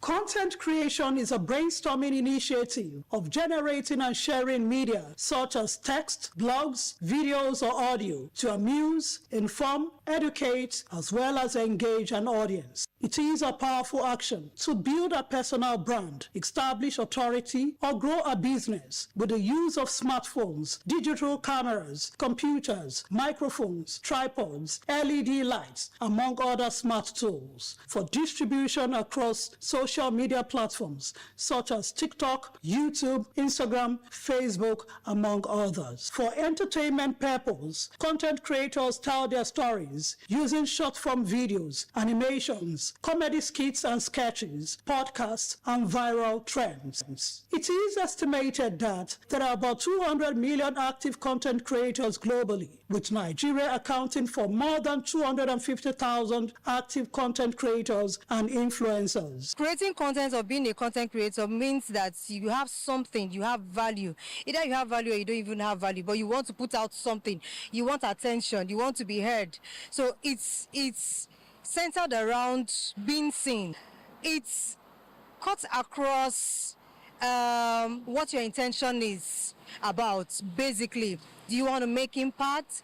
Do you want to just be seen, just for the fun of it? Or do you just want to make money and you don't care what comes out of it? It's unfortunately, it has become a space of an all-comer space. Almost anybody can pick up their phone and create content these days. Content creation should come with a lot of responsibility. Mean that because lots and lots of thousands of people, millions of people are seeing it. Content creation comes with ethical and legal risks, such as violation of the privacy of individuals or lovers for content without formal consent, as well as usage of unverified viral trends. Some of the first claims which I made, and I sincerely want to ask for apology. At what point should one draw the line between content creation in its real sense and expensive pranks, poorly timed or insensitive hot takes that could lead to massive social media backlashes?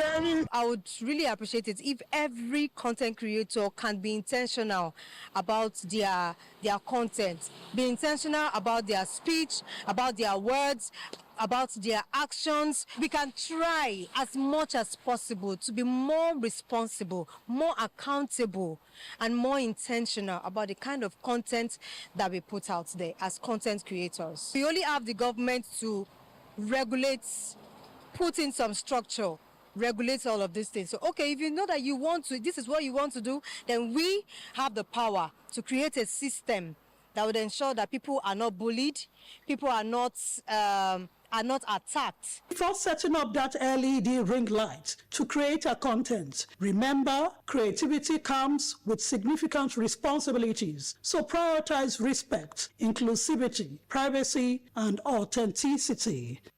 And that's my package for you on the entertainment and lifestyle segment. I am Anu Awojobi. It's time now to bring you sports reports.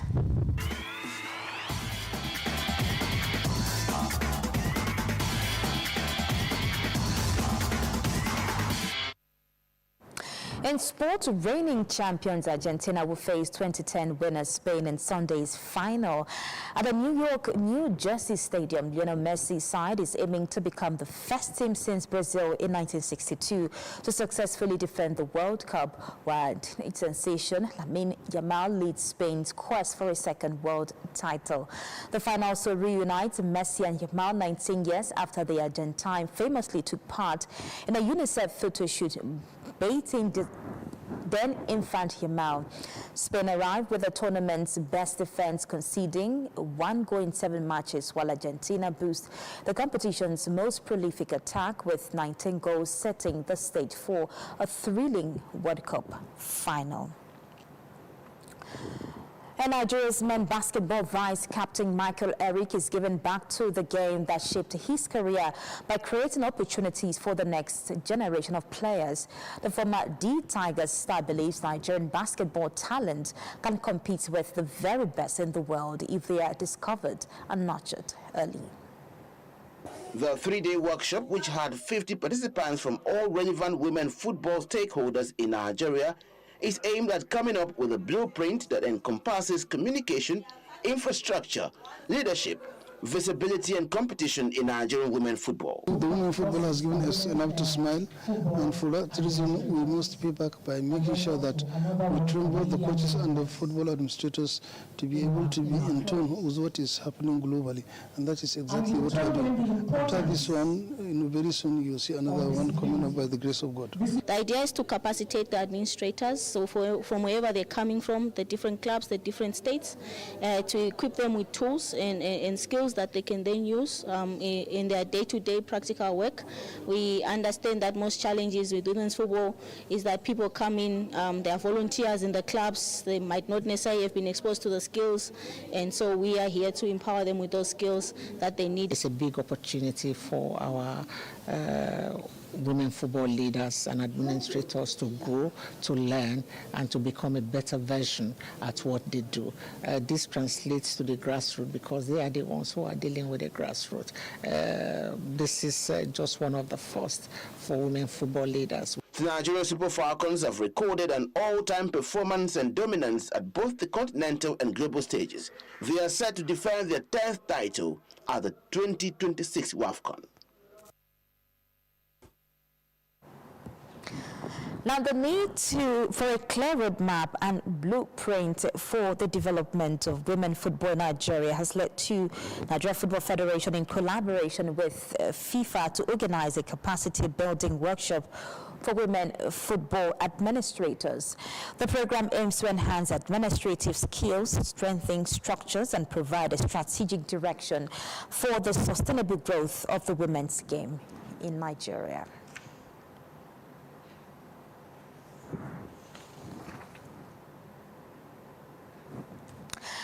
With that, wrap up the news at this time. Thank you so much for watching. I am Oyedia Oro.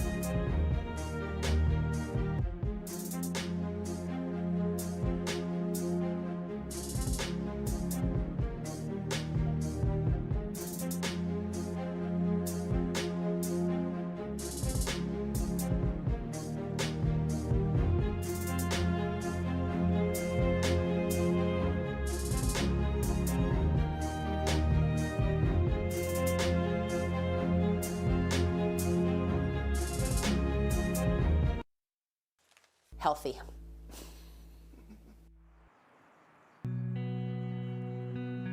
This is the cool view.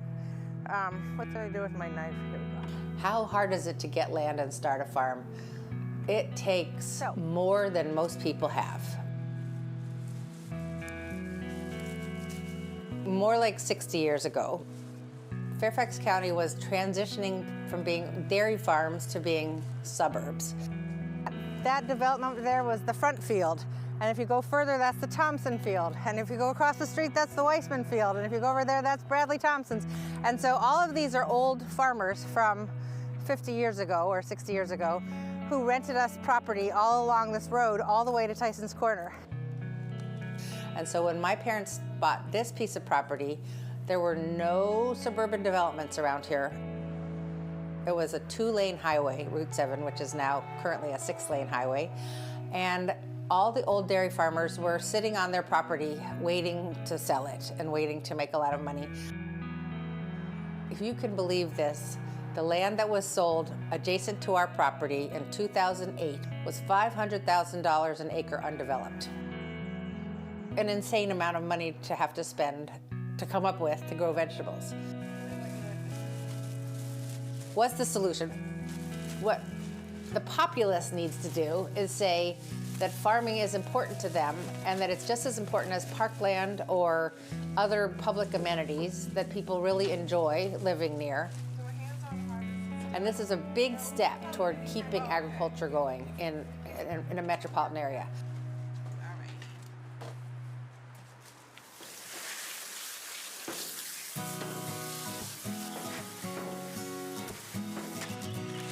Farming basically means at the end of the year, hopefully you've paid all your bills. But that doesn't mean you have any money left to start the next season unless you happen to have such a good season. CSA is a great fit for our farm. I think I have about 600 CSA members. Happy to be here. We're so blessed, yes. My father used to borrow $25,000 at the beginning of the season and pay it back to the bank in September. Instead of that now, we ask our customers if we can borrow that money, and they give it to us in February and willingly, and then we pay them back in vegetables through the season. They have 3 different size shares, mini, regular, and robust. If you're a mini share, you get 6, and you just come and pick out whatever 6 things you want. And if you decide you want 6 bags of tomatoes, you get 6 bags of tomatoes. Oh my gosh, the produce is so fresher, has better flavor. It just, and you get to pick and choose what you want to use. It is just wonderful. When you do something the same for 20 years or 15 years or 10 years and you keep coming once a week to somebody's house every week, they're going to get to be like family. Bye. We should have gone Spencer. We should have gone Spencer. Hey guys, I'm sorry. So the farmers market part of our business is roughly 40%. So we're very dependent on it. We do have some spinach. It's in the back corner there. We go to 5 markets a week for 30 weeks of the year, and one of them we go year-round. 20 weeks of the year, though, we don't have a market, really. So we make as much money as we can in those 30 weeks. So much, and there is your $1. We're happy to be back. I think the end closest to the stand is where it's a little bit biggest now.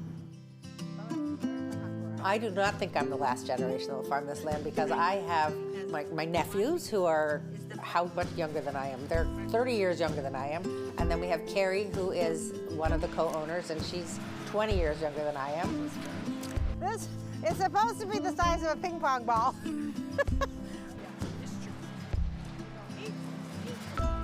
I think the land will stay because my siblings and the next generation down have unanimously agreed that we will not sell the land. I don't think that people should be so fearful all the time about change. I think that there's opportunity all the time for change to be good. And that's why you have children.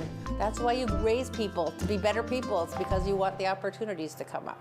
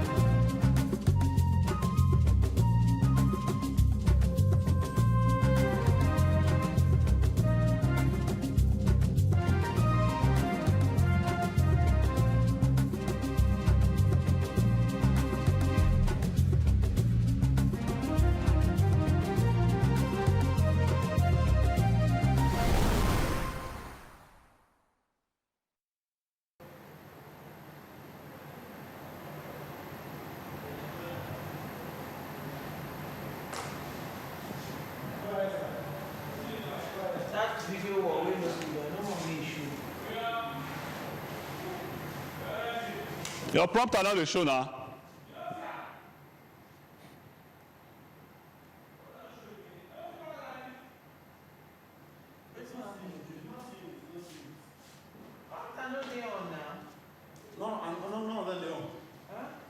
See what they show here now.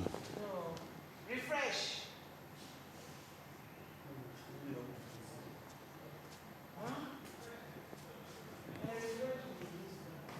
Oh, yeah.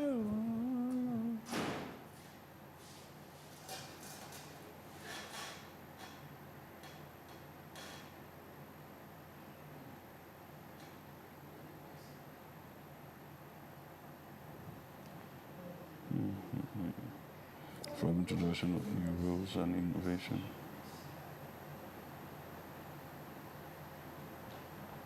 From introduction of new rules and innovation to controversial officiating, heated bar debate, allegation bias against people.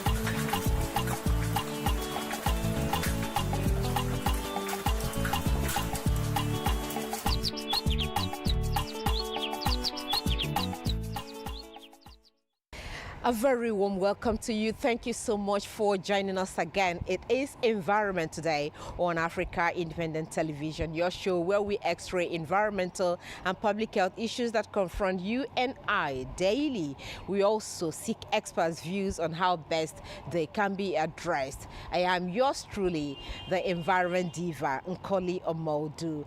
Thanking you for making our time to be with us again on this episode of the program. As usual, I'll be taking you around the world for environment and public health issues that made the rounds in the last 1 week. I will be right back. As the sun rises daily, our environment changes. Shall we say human, technology, or our negligence towards the environment cost us a lot of global warming, degradation, or pollution? I'm Nkoli Omodu, journalist, global environmental analyst, and host of Environment Today on AIT. Join me in the environment capital of discussion in Nigeria, Africa, and the world on what is happening in our society, how we can improve our environment culture. I speak to newsmakers, environmentalists, activists, and game changers. The bold moves, big issues, solution topics is all right here. Make Environment Today on AIT your weekly watch. Pangolins are facing a crisis. They are the most trafficked mammals in the world. Over 1 million have been sold illegally since 2000. Pangolins may disappear forever if we don't protect them now. Say no to illegal pangolin trade and report wildlife crime. Keep them wild and keep us safe.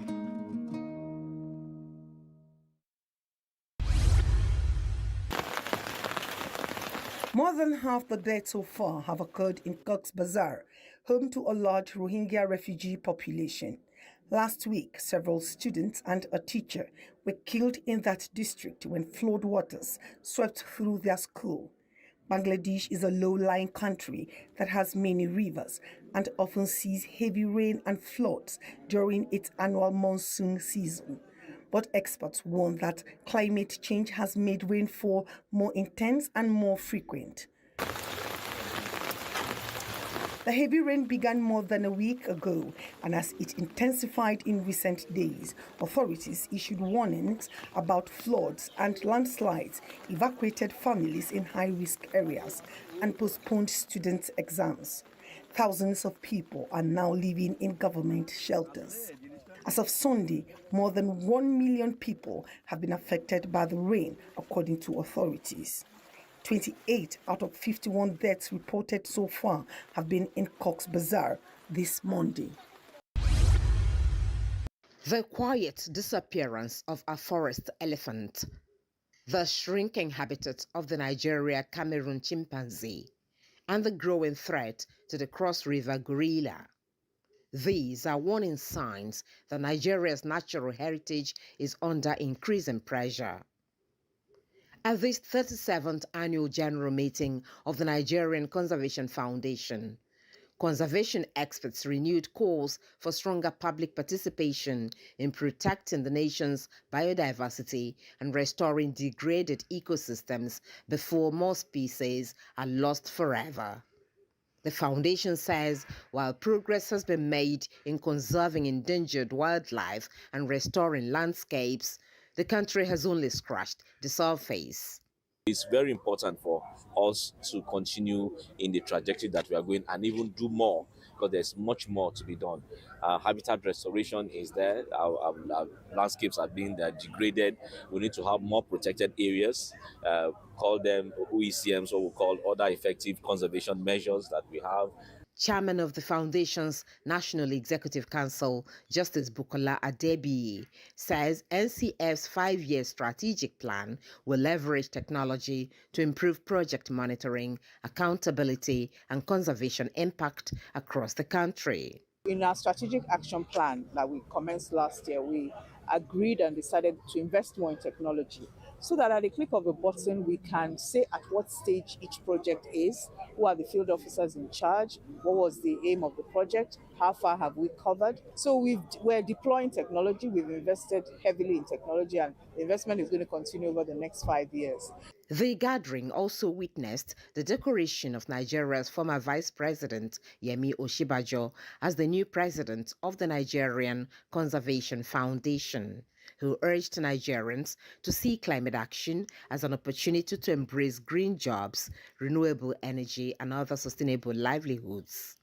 The notion that using renewable energy, which we have in abundance, we can actually advance our economic objectives much more speedily, create more jobs and create more opportunities. So I think that we're going to focus a great deal on the development opportunities that climate change offers, the jobs it offers, the new opportunities it offers, the great vistas that it opens up. As climate and biodiversity threats continue to intensify, conservationists insist that protecting Nigeria's forests, wildlife, and ecosystems is an investment in the country's future, economy, and the survival of generations yet unborn. For many Nigerian families, the true cost of tobacco is measured not just in hospital bills, but in lives cut short, lost income, and children forced to care for sick loved ones. Determined to change this reality, government officials, researchers, and civil society organizations are exploring how evidence can drive more effective tobacco control. At the center of discussions is the Tobacco Control Dashboard, developed by the Center for the Study of the Economies of Africa, CC, designed as a one-stop platform providing data on tobacco use, taxation, illicit trade, industry interference, emerging products, and their health impacts. The executive director of CC, Chukwuka Onyekwena, says tobacco control is no longer only a health concern, but an economic, governance, and development issue requiring coordinated action across all sectors. Nigeria has made commendable progress in tobacco control through the enactment of the National Tobacco Control Act and the National Tobacco Control Regulations, as well as its commitment to the WHO Framework Convention on Tobacco Control.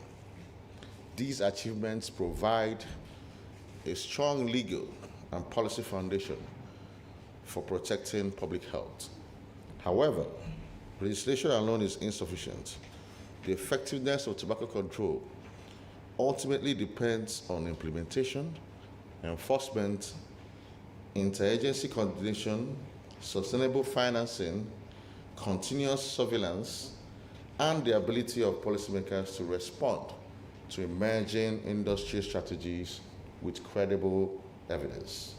The regional program leader of the Tobacco Control Data Initiative, Simbi Ali, notes that tobacco companies are increasingly targeting young people through sophisticated digital marketing, making timely evidence and coordinated responses more important than ever. We've spent many years building tools that have turned evidence into something the ministry can act on, something that civil society coalitions can organize work around, and journalists such as yourself, sir, can take and turn into a story that helps us to shift public perception. So it's important for us to also bring our digital tools and our tactics as well, so that the regulations that have been historically slow to catch will now be able to be met up in a faster pace. Participants also called for expanding the dashboard to address existing gaps, including tobacco-related agricultural data, to make it a truly comprehensive national resource. The ability to generate, access, interpret, and apply credible, high-quality data is increasingly important. Platforms and initiatives such as the Tobacco Control Data Initiative, TCDI, plays a critical role in strengthening decision-making, supporting advocacy, and promoting accountability across all stakeholders. Beyond lung cancer, it is associated with cancers of the mouth, throat, esophagus, cervix, bladder, pancreas, and several other organs. Every single step we take to reduce tobacco use is a step towards preventing avoidable cancers, improving health outcomes, and saving lives. As the dashboard continues to evolve, we see exciting opportunities to further strengthen its reach by translating this rich data into practical advocacy tools and state-level evidence that can support decision-making and accelerate tobacco control efforts across Nigeria. Countries are required to establish robust tobacco surveillance system. And not only establishing it, to fund it, not only funding it to ensure that it works, for us to monitor trends and determinants of tobacco and nicotine products, because these are key risk factors for non-communicable diseases. Some of the gaps that would necessarily be improved upon has something to do with including agriculture in the Nigeria dashboard. I think Kenya and one or two other countries have agricultural farming, but the dashboard in Nigeria mentions a bit about it but does not go into detail. So it is anticipated that this is the next direction, and that will then information like number of acreage on tobacco farms, children on tobacco farms, those issues that will make for ultimately policy intervention to address those issues. With stronger evidence, effective enforcement, and greater collaboration, stakeholders believe Nigeria can better protect future generations from the devastating human and economic consequences of tobacco use. For most of our history, humans lived in harmony with nature. But we have shared in the balance, exploiting our planet for product and wealth.